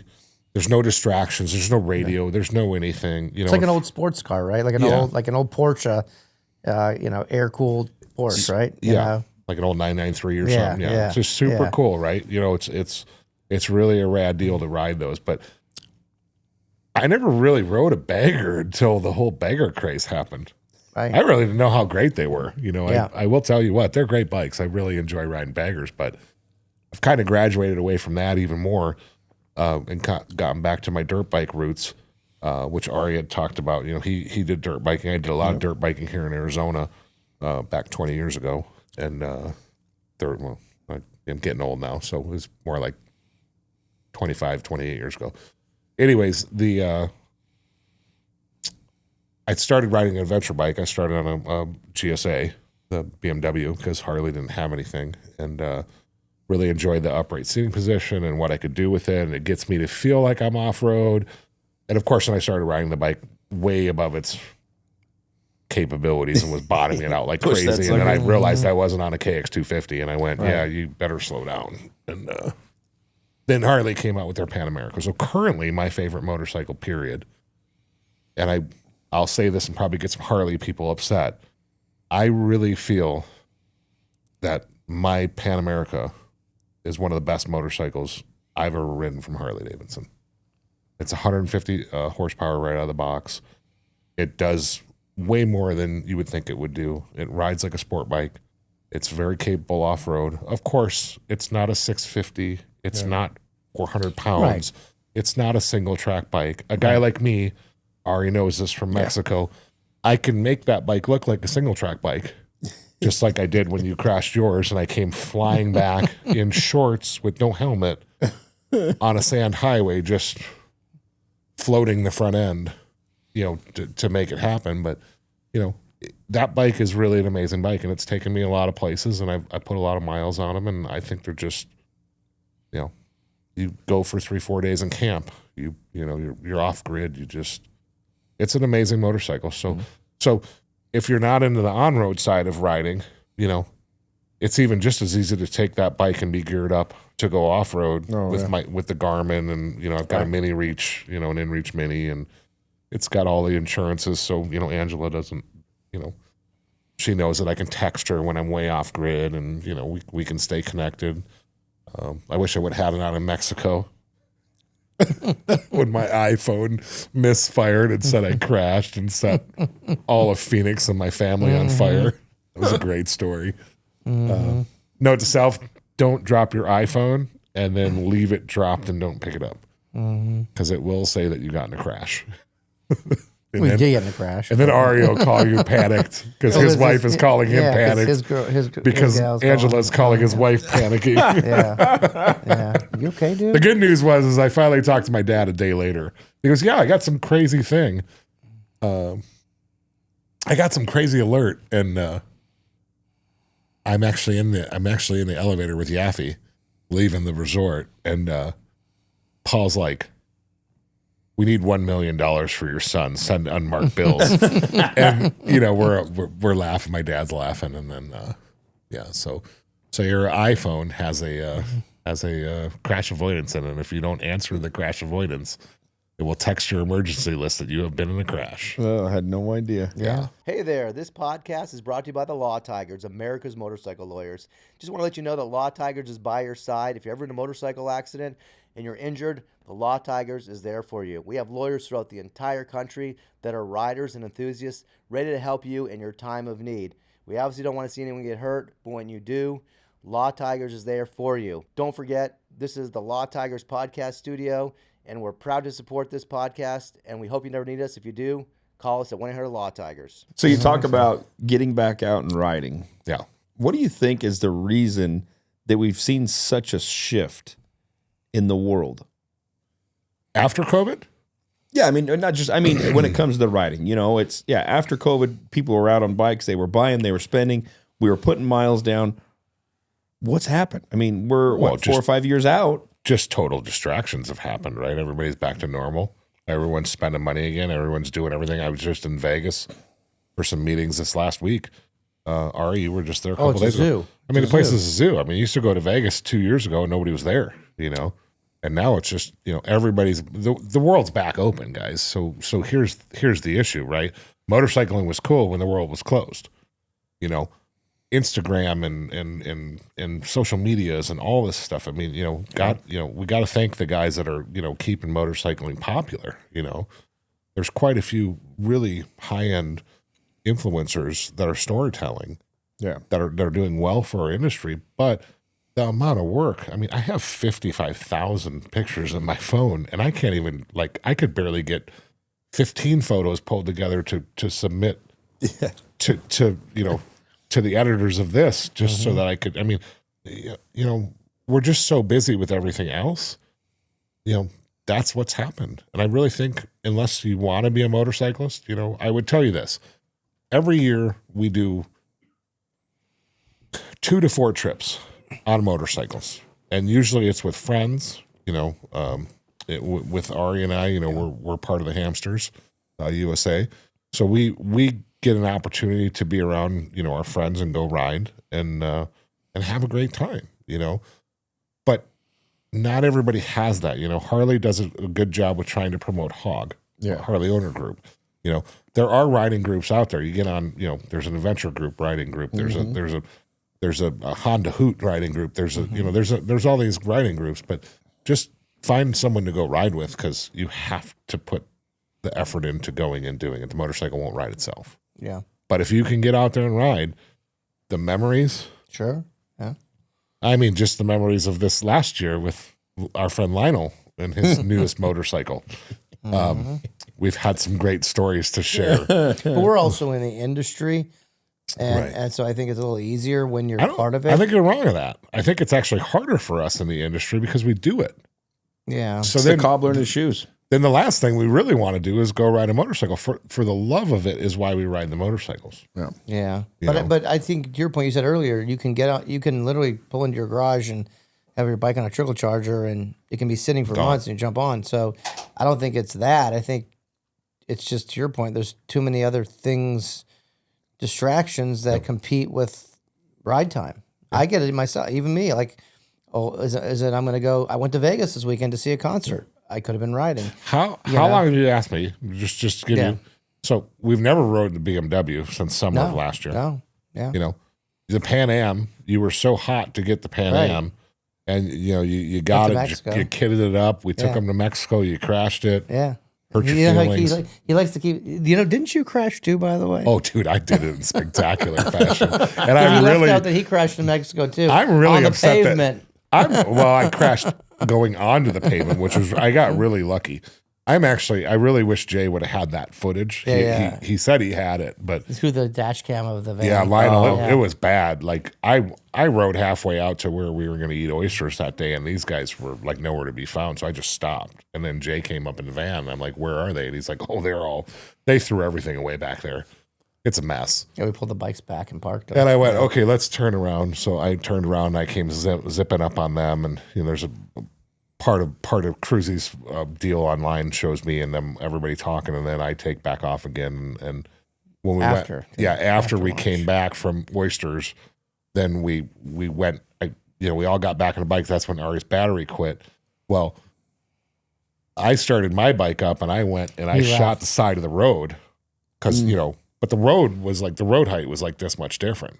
So, so I just was bagging it and I was up in fourth gear, just, it's all loose sand. So I'm just, going along, having a great time. And I'm like, well, I better get back up here. These guys are going to catch up to me sooner or later. So I slow down, I get a good angle that I think I can ride up the road.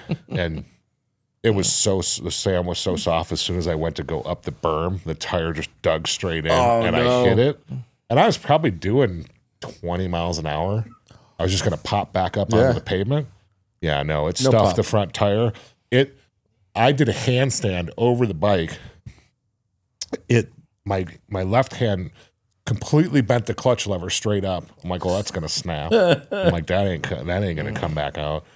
And I somehow, and I don't know what we were thinking that day, but for some reason, I mean, we always wear helmets. We have all the right reasons to know that we need to wear helmets. I mean, we're in Mexico trying to just be idiots. idiots. We didn't have helmets on, and I was in shorts, and I went head over ass, just right straight up over the bars. And I just sat there and laughed at myself.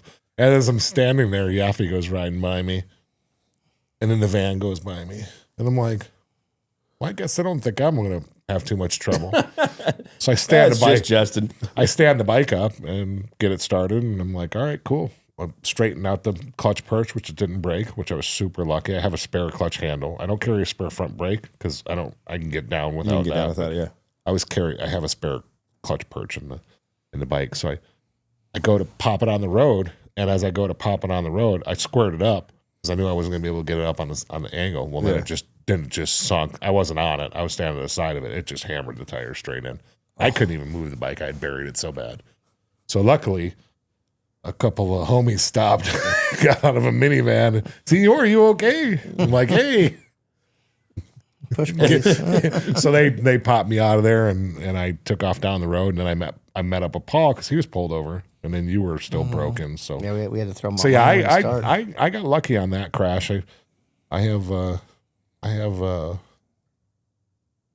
pretty lucky I didn't hurt myself. Yeah, you're lucky. So, no helmet, no helmet, shorts. Yeah. So wear your helmets, kids. That's right. The one time we didn't do it, that's all it takes is one time. It just takes one time, and that's going to be the bad one. So make sure you put your helmets on. It's funny how we all have done that, though. Yeah, we've all done it. Oh, I'm not going to wear a helmet, or it's too cool, or every excuse under the sun. I mean, I remember my first Harley, we all had the excuses of, well, Harley, they put my odometer on the tank, and if I wear a full face, I can't see my speed. We never wore them back. Who was watching this? We were never watching speed. We just said it. In the 90s, we would never wear it. It wasn't cool. No. I never wore a helmet until, really the baggers came around. Yeah. I just never wore one. And then, I started seeing some people get hurt, and then, but it's just so much nicer to ride in a helmet. I agree. Our technology is hooked up to it. And, speaking of that, I mean, you do a great job with your helmet foundation thing. Yeah, we give away 50% scholarship. Pay 50% of the helmet through MSAF. Yeah, it's a really nice deal, and we get to enjoy some of that with your MSAF party every year. And thank you for supporting it. By the way, absolutely. Yeah, we got that coming up in May. Yeah, it's time for another billboard. That's right. Third time's a charm. So. It's my favorite picture ever, by the way. Is it? Yeah. Of Angela and I. Have you seen the photo that they used of us from the MSAF this year? Oh, they used it. As a promo? My goodness! Yeah. It was. Angie and I had the best time this last year. We laughed. Yeah, I think I remember. Had a ton of fun, and there's just this photo of Angela and I, and I don't know. It wasn't you that was talking. It was just somebody was talking on stage, and Angie and I are looking one way, and we kind of have that squinted, lines in the forehead look like. It was Mick probably rambling on. What are they saying? And we're like, what in the world? It's the only photo. I remember that. It was like the super judgiest photo I've ever seen of myself and Angela. We just saw it. We were like, there's no way they use this photo. That's funny, and they used it. Yeah, I actually called Scott Passman this morning because my director asked if I could try to get him as our MC. Yeah, that'd be great. So I left him a message this morning. But it's a good cause, and money goes to train people to learn how to ride, helmets, and then accident management. We're doing a class out here, an advanced class in the warehouse. But yeah, if anyone wants to support it, it's amsaf.org. You can donate money or time, but it's Arizona Motorcycle Safety and Awareness Foundation. So, yeah, something that's super important to promote safety and train people and get them in good helmets. Absolutely. So, Well, we thank you for doing what you do yeah, there. of course, my pleasure. So, and we thank you for bringing us on here and talking with us, talking Harley, and you know, the business is so unique. But no, we appreciate you being here and or bringing me here to do this. You know, it's awesome to be here and just to talk motorcycles and just get more people aware of what we do and why we love to do it. You know, sharing the passion. I mean, we all have a reason we get behind those bars and throw a leg over. And the people you'll meet though is just, Ari and I have a good friend, Brian Clock, and I know you know Brian well.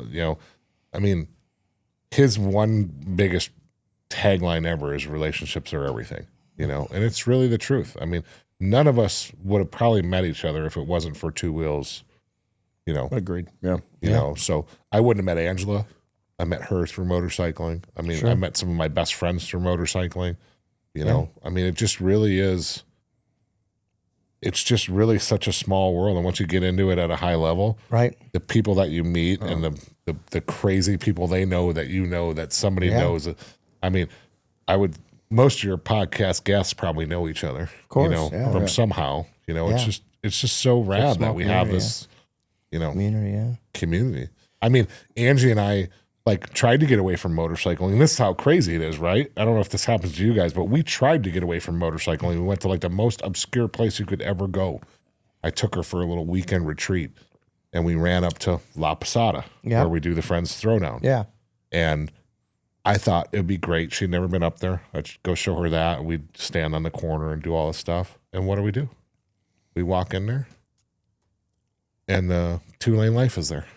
Oh, that's too funny. And we end up having, a couple-hour conversation. I'm like, what are the odds of this? And they were like, hey, yeah, we just rode through to ride through, and, we just filming a segment. How are you? And I'm like, and she's like, of course we can't go anywhere and you don't know somebody. And I'm like, sorry.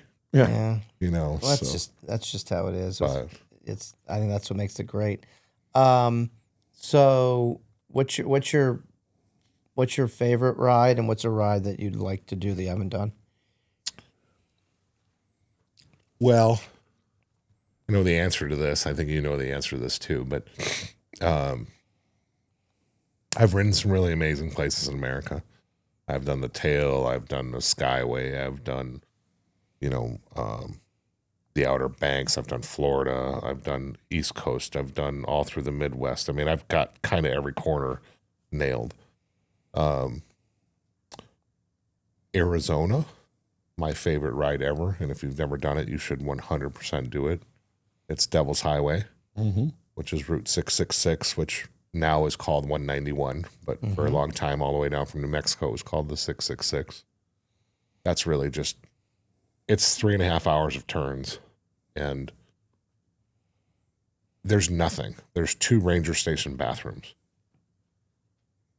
You start in Morenci at the mine and you end up at Alpine, or you start in Alpine and you end up in Morenci. There's just nothing either way in between there. There's no gas station. There's no convenience store. There's no anything. Kathy's family's from Morenci, actually. They worked in those mines. Yeah, it's awesome. Yeah. Place is killer. If you've never stopped at the mine and looked at it, it'll blow your mind how big it is. Yeah. I mean, it's just massive operation. So I think from a standpoint of what I feel is great rides in America, there's so many of them, but I think for Arizona, it would be the Devil's Highway. I think the beauty of every national park that I've been through is so breathtaking. Get a park pass, get a yearly park pass, and just hit it. The Colorado rides. Obviously, Montana, Glacier National. Oh, yeah. You talk about Idaho. We talk about Utah. I mean, just riding. Just riding out of Utah. Is. Oh man, it's amazing. You have Mighty Five. Yeah, it's just 5 crazy. national parks. You just crazy. But even what isn't, go through Moab, go the back way through Moab. Yep. Go up to Colorado outside of Moab. Yeah. There's just so many rad roads to ride that you just have to get out, and the only way you're going to learn is to ride it. So just get out and ride, and that's all that matters. Now, I think my the one dream ride that I'm really wanting to go do is I'm really wanting to hook up with Bear and go do the Himalayas.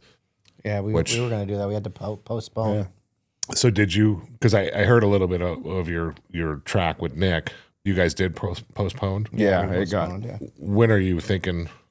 I don't know. We got to find. It's just time. Time. It's Yeah. time. I'd love to go do that trip. Yeah. That's like a bucket list Oh for my me. gosh. And the other place I'd love to go, I know, I was supposed to be in Italy last month for the, the motorcycle show over there, and I missed it. And I think next year we're going to plan on that for sure. But I'd really love to ride the Alps. That would be awesome. Yeah, the Alps. My partner's done it, and it's he said it's just amazing. Really?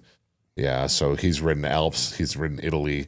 Italy would be really cool too during the summer. But yeah, the Alps. You just look at the passes through the Alps, and I couldn't even imagine riding a motorcycle through there. I mean, you talk about Big Sky. Yeah. I know you've been up there, Lionel. A lot. You look at Big Sky, and you're like, man. Mm-hmm. But then you look at the Alps, and you're like, Yeah. I like to do Amalfi Coast also along the Italian Italy. coast. I bet you if we got enough people together, we could probably have them do a trip on a date that worked for everybody. Yeah. Bear? If we say Piece hey, of we cake. got like 8 or 10 guys, or Piece of whatever. cake. He already just have to Problem get one is, together. this is my worry. The problem is I've ridden with all you clowns. Ain't that the truth?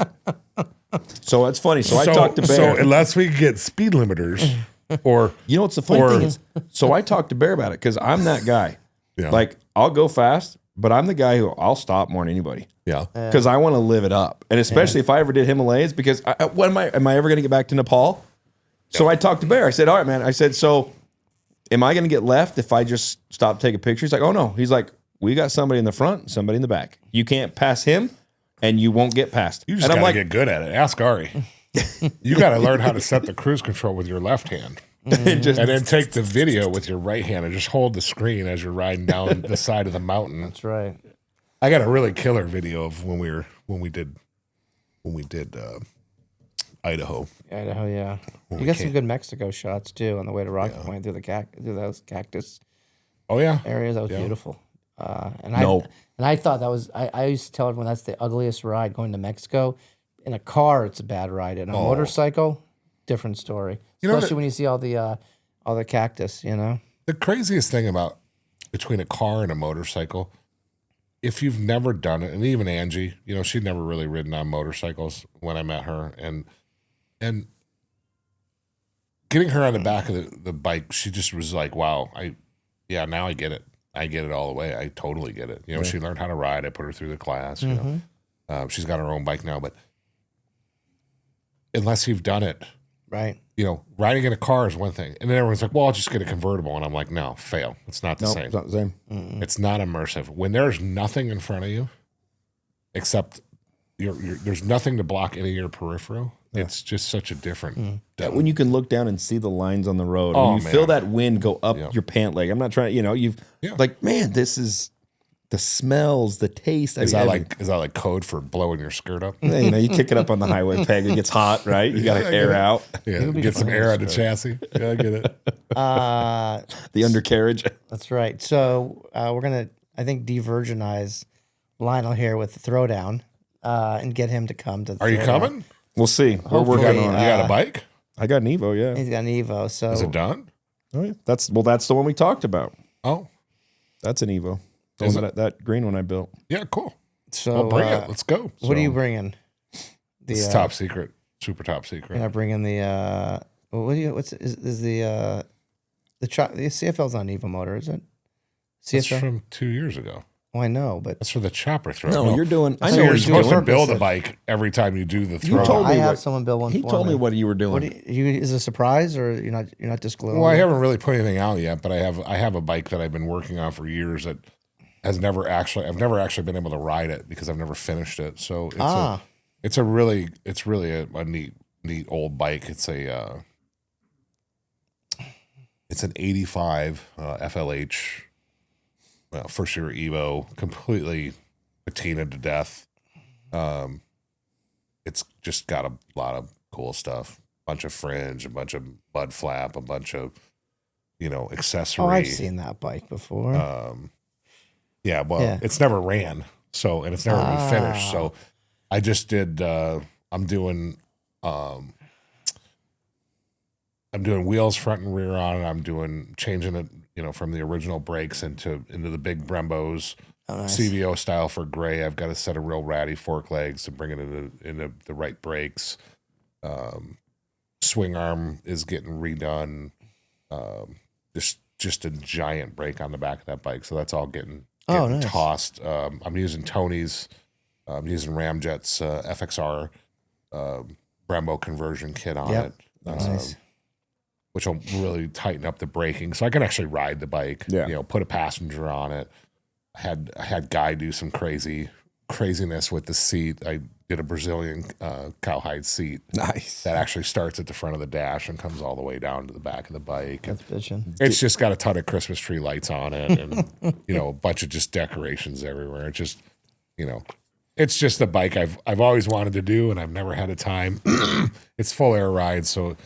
Those old bikes don't lay out like the new ones, but it'll lay nice on a center stand, and it'll just be an obnoxious bike. So, but literally, I've never been able to ride it because the brakes have never worked, nothing's ever worked, and it's something I've just kind of been piecing together for years, and now I can finally. Now the excuse you have to get it done. Yeah, now I have the excuse that I actually have to get it done. It was either going to be that, or I've got a really nice. I've got one of 2500 Moo Glides. The 93 Cow Glide, which in Wisconsin, when I graduated high school in 93, that was like the hottest thing in the world. It literally had cowhide on it. Yeah. So I have one of those I'm customizing, not ruining, but customizing. Yeah. So I've been working on that for a while, but that's a stalled project. But yeah, it'll be that. Or Nice. if something doesn't go right, I've got other Evos that I can bring just to show up. Unfortunately, it won't be one that was fresh built, but I'd like this one to be done so I can get there and have something fun. Hey there, everybody. I really want to share something very important and near and dear to me. It's called UM and UIM, uninsured and underinsured motorist coverage for your motorcycle. It's something you can't afford not to have. We are lawyers, we represent injured riders, but you need to still call your insurance broker and ask them about maximizing that coverage so that in the unlikely event you get in a motorcycle accident, we can get you the compensation you deserve. Don't hesitate, don't wait. Call today and maximize your insurance. Yeah, Nice. So how many years have you done? How many years? This will be my third. I think it's been going on for. It's 4 years I've yeah. been doing it. Yeah, We've been doing I missed it 4 the years. first one. Yeah, it gets bigger every year, and I'm excited. We're moving it to Cottonwood, so that should be a nice change. Yeah, of the pace. hotel's killer. Did you Yeah. book a room yet? Yeah. I got them covered. Yeah. Yeah. We got like a bunch of rooms there. Cottonwood has the best pizza place that I've ate in a long time. You talking about the new one on the hill? No, right where our hotel is, down that main street. Oh, the Italian place. Yeah, down there at the end of the main street. It used to be a service station, and it's Yeah. right there at the wash there, Yeah. a little river bottom. There's an Italian place there. Their pizza, Well, so good. I like that place, but apparently the guy that's the lead singer of Tool, Maynard, is rivaling it with his new winery. It's like a hill with a lift, and the top is an Italian restaurant with some amazing pizza and pasta. So I think we're gonna try to maybe do that. If not, then go to the place you're referring to. So Yeah, I'm I'll have to excited. ask my my finance manager at my dealership here. He's a big Maynard wine guy. Yeah, and he got a goes up to winery. Cottonwood all the Yeah. time. What's Cadicius? Is that the name? Something of it? like that. Yeah. Yeah, But the pizza and pasta is supposed to be amazing at this place, which is well. literally right next to our hotel. I'll ask him. Yeah, Yeah, because yeah. there might be some truth to that. But I gotta yeah. get it. I gotta talk to Paul. We gotta get a reservation for like 50 people because I think it's gonna be or more a big group this year. It keeps getting bigger and bigger every year. And Well, I don't know who's all coming. I haven't seen the whole list, and I certainly haven't seen a lot of photos. no, going it hasn't been around. much going on. So I'm a little worried about the photos not. Well, we flying handled around. it a few years ago. We kind of helped with promoting it and curating it, but this year we've just been so busy. But I know that this year the Ness, Corey, and Zach are coming, and that'll be a new addition. That'll Got be nice. Paul, obviously you've got Nick. Hopefully, now that we moved it, you've got obviously yourself. Clock usually comes. You've got Xavier comes. We're gonna try to get Lionel there. Who else is there? I think Bray's going to show up this year. I know Rick's gone a few times. Mook's not going to make it. No, Jason Yeah, won't he's make it. going to be busy with His wife running. Yeah. But there'll be some. That's a great deal. I'm excited. Oh my for gosh, Charlie. yeah. Yeah. So we'll go to that. We'll ride up to the Roadhouse this year for the second year in a row. So should be cool. So obviously, you're still involved in the dealership professionally. Yeah. 5 days a week. We're doing the hamster thing together, which is cool. What, any idea? We like to ask this, 5-10 years from now, you think it'll be in the motorcycle game still, or? Well, I would hope so. I mean, Yeah. kind of what I love to do. So, Sure. I mean, I knew I was making a career out of it when I made the change, and hate to give up on anything. I mean, 10 years is kind of a blip, Right. I've really never given up on anything that slowly. Sure. So, but yeah, no, I feel that we'll still be, we'll still be in motorcycles at some level. Yeah. Whether it's Harley or whether it's, who knows? But I mean, everything could change, and Harley dealers might struggle. Who knows? I don't know. Yeah. I don't have a crystal ball to see the future, but I mean, for now, we're definitely in the Harley business. We enjoy what we do, and we're there to serve the community and serve all the riders. Fortunately, we don't do anything with metric at any of our Harley stores or any service, but certainly ride in for our events, have fun, come with your friends. Isn't it nice that we can do that no matter what you're on? Yeah. There's always that stigma of like, you don't ride this. That's so fake, and it is not real. I find it funny now because now I'm starting to get profiled a little bit because I'm on the you're on the adventure fan. bike. Mm-hmm. So now, like all the people that would normally, give me the little nod or the little, hands or the little, whatever. They're snubbing you. Oh yeah, it's crazy. Justin's Now the feeling BMW sad. guys are giving you a thumbs up. Yeah, well, I get it all. The adventure dorks, we all stand together. We're all tight knit with our high vis, and no, I never have a problem with the adventure guys, but honestly, yeah, it's funny because like a lot of the Harley guys lately, when I'm riding, they're just too cool for school now to, That's too and I think it's funny because I mean, it's like, man, I'll wave to anybody if they're waving, whatever. Yeah. What's that? We were talking to Cruzy earlier. He says this. What's that Harley that's been real popular that you can really The soup up? Nightster. The Nightster. What's Yeah, your take on that bike? Nightster's a good bike. I mean, it's a RevMax platform, so same thing that's in the Pan America. I think what's happened is there's a divide in the line, right? There's a line in the sand with old school Harley and new school Harley. Okay. And the sad thing is technology is not going to stop folks. No. It's just not going to. We're going to get more of it. And anybody that says that technology is a bad thing, please walk to the nearest sink and throw your cell phone in it right now and turn the water on. Right. Okay. It's waterproof a little bit, but it will fail sooner or later. But they're going to be pissed off because they can't turn the sink on. Yeah, they can't use the cordless sink. Yeah. I'm with you, Lionel. That's perfect. Yeah, I really like that. That's good. But technology's not going away. And please tell me that nobody likes technology. I mean, that's a farce. Technology is in everything we do, from our cars to our phones to our TVs to the things that we get put in our body to save our lives. I mean, it's everywhere. Right. So why is it fair to say that Harley shouldn't have advanced? Right. Do we just want to have a archaic motorcycle forever, or do we want to have something that is truly a pleasure to ride, that has the functionality that we need to live in today's modern world? Mm-hmm. I will tell you what, I've been to this office more times than I can count, and I still, on the way here today, put it in my GPS, and it read to me through my bike, through my helmet. Mm-hmm. Yeah. Where to go? Because it's just that much easier for me to immediately say, I will not get lost today. Mm-hmm. Right. And when you're driving in Phoenix traffic at 85 miles an hour, because that's what it takes to not get run over, things happen quick. So if you're not paying attention, cactus shows up real quick, or you miss your turn, or so to me the technology is amazing. And what we've done, RevMax is kind of like that first hit of technology. New motor, new electronics, new everything. And now what's really neat is is because we were successful with the RevMax platform with ride modes, which they have 3 ride modes, a rain, a sport, and like on my Pan Am, it's rain, sport, off-road, I think there's a touring one, so mine has 4, but on a regular bike, it's rain, touring, and then sport, which is, good throttle response. It changes some things. It doesn't give the motor any more power, but it changes throttle responses, it changes braking, ABS characteristics. But the new bikes come with ABS. They come with cornering ABS. They come with traction control. I mean, they come with all this amazing technology to keep us safe as riders. 'Cause remember, at the end of the day, we only have 2 wheels on the ground. Right. 3 if you ride a trike, but still, there's only 2 wheels doing their thing on a motorcycle. So Sure. the more safety we put in that bike, the better off we are. And the RevMax was like the leader of it with the modes. A lot of features that your cell phones connect through, hand controls. You can listen to your radio and skip and answer phone calls. And I mean, I talk on my phone all the time on the bike, which you would not know that I was doing the speed limit.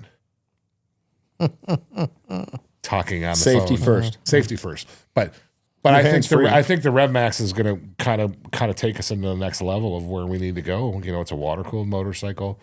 There's a lot of demand on us to follow emissions and be compliant in all countries, as a manufacturer. So the RevMax kind of gets us to the next level with a full water cooled machine, but it also gets you in the Pan Am 150 horsepower. Right. So when Ryan's talking about, when Cruzy's talking about, hey, I'm getting these things to just get crazy.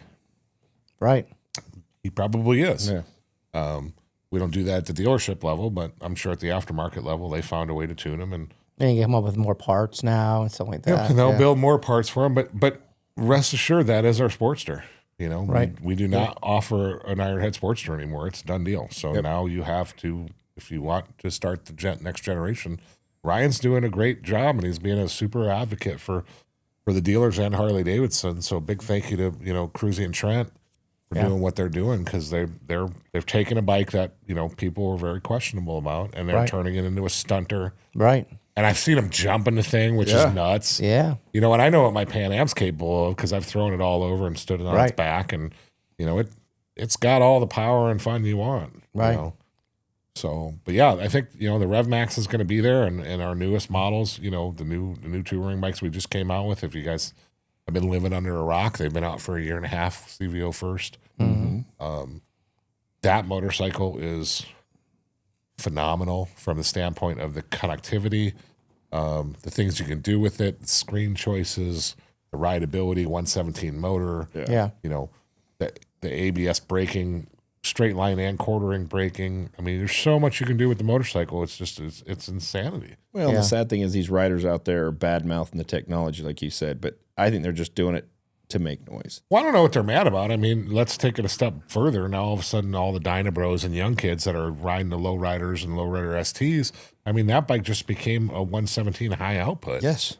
With all brand new hand controls, with ride modes, You're new welcome. wiring system, and the bike comes with a stage 2 cam already in it. It's already cammed. It's a hot rod. I didn't know that. What's the horsepower on that? Thing's making like 125 somewhere. Don't quote me on that. It's above 120. That's the lowrider ST? That's a lowrider ST right out of the box. Amazing. 24, 25, or both? What model? 25 model. That's nice. With a 117 high. They call it the 117 high output. So Nice. the Softails now come with 3 different motors.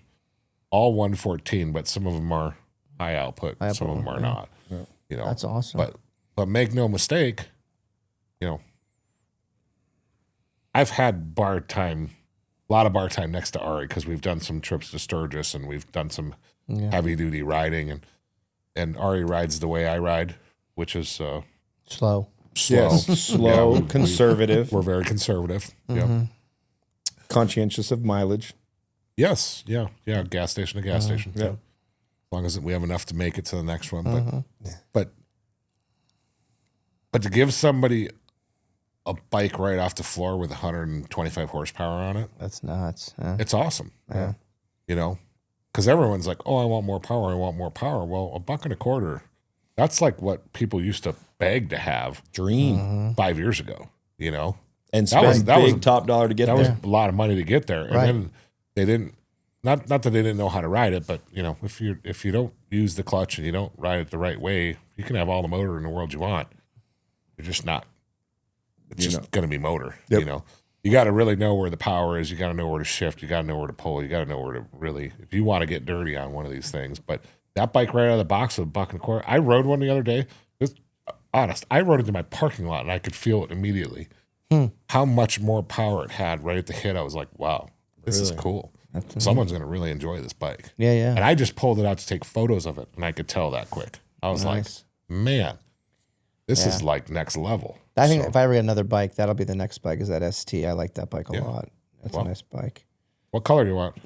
There it is. Consummate sale. Hey, man. I just came here for like Angie said. I just showed up, and the next thing I knew, I owned a new bike. That's right. You know, that's right. That's her claim to fame. Anything she does with me, she ends up with a new bike. There's nothing wrong with that. So. Yeah, when we do this event, this Motorcycle Accident Summit, we're going to offer anyone that signs up ends up buying a bike. So definitely be calling you when the time comes. Well, hopefully we appreciate that. Yeah, a couple of those. But definitely appreciate what you've done for us in this market, and then in our other markets that you support. Obviously, you support Raleigh quite a bit, so we appreciate your support. But we're going into Vegas, so hopefully we can do some stuff with you guys, and because you have your group's Vegas, right? Arizona times 2, right? 3 in Vegas, 2 in Arizona, one in Raleigh, and then 1 in Utah. And one in Utah, that's right. So that's impressive. That's a good number of dealerships. Yeah, it's a great network, and it allows us to do certain things, and mainly what it allows us to do is service a lot of Harley riders and keep Harley the industry service, alive. Yeah. And we do it through all levels of everything. We do it through sales, we do it through service, we do it through protection. Yeah. We obviously do it through the clothing department, parts department. What's cool is the clothes that we sell. Obviously everybody gets it. It's the dealership. So, but what we really like to do on the shirts that we have in our stores, they're generally the custom backs are really just to what's local to that area. So Superstition has some of the coolest custom backs you can ever get. Yeah, because they're all made legitimately around what's out in our DAT. Cool. That's cool. In our authorized territory for sales. So, but yeah, I mean, you can talk to when you really get into motorcycle people, you can talk about anything, right? And you'll see them get excited. And if you get me, this is a lot to be on camera and talk and sit. And I'm pretty humble, and I don't love to do this. I like to be with my friends and be out, but if you come into one of the stores and you catch us in the store, I mean, we'll have more excitement than you can imagine, because this is what we do and what we love. Yeah. And if you haven't ridden a bike, throw a leg over one, learn how to ride. There's, Motorcycle Safety Foundation does the classes all over the country. It's amazing. It's a 2-day class. They do advanced rider classes. They do all kinds of stuff to bring you into the sport. They have a date night.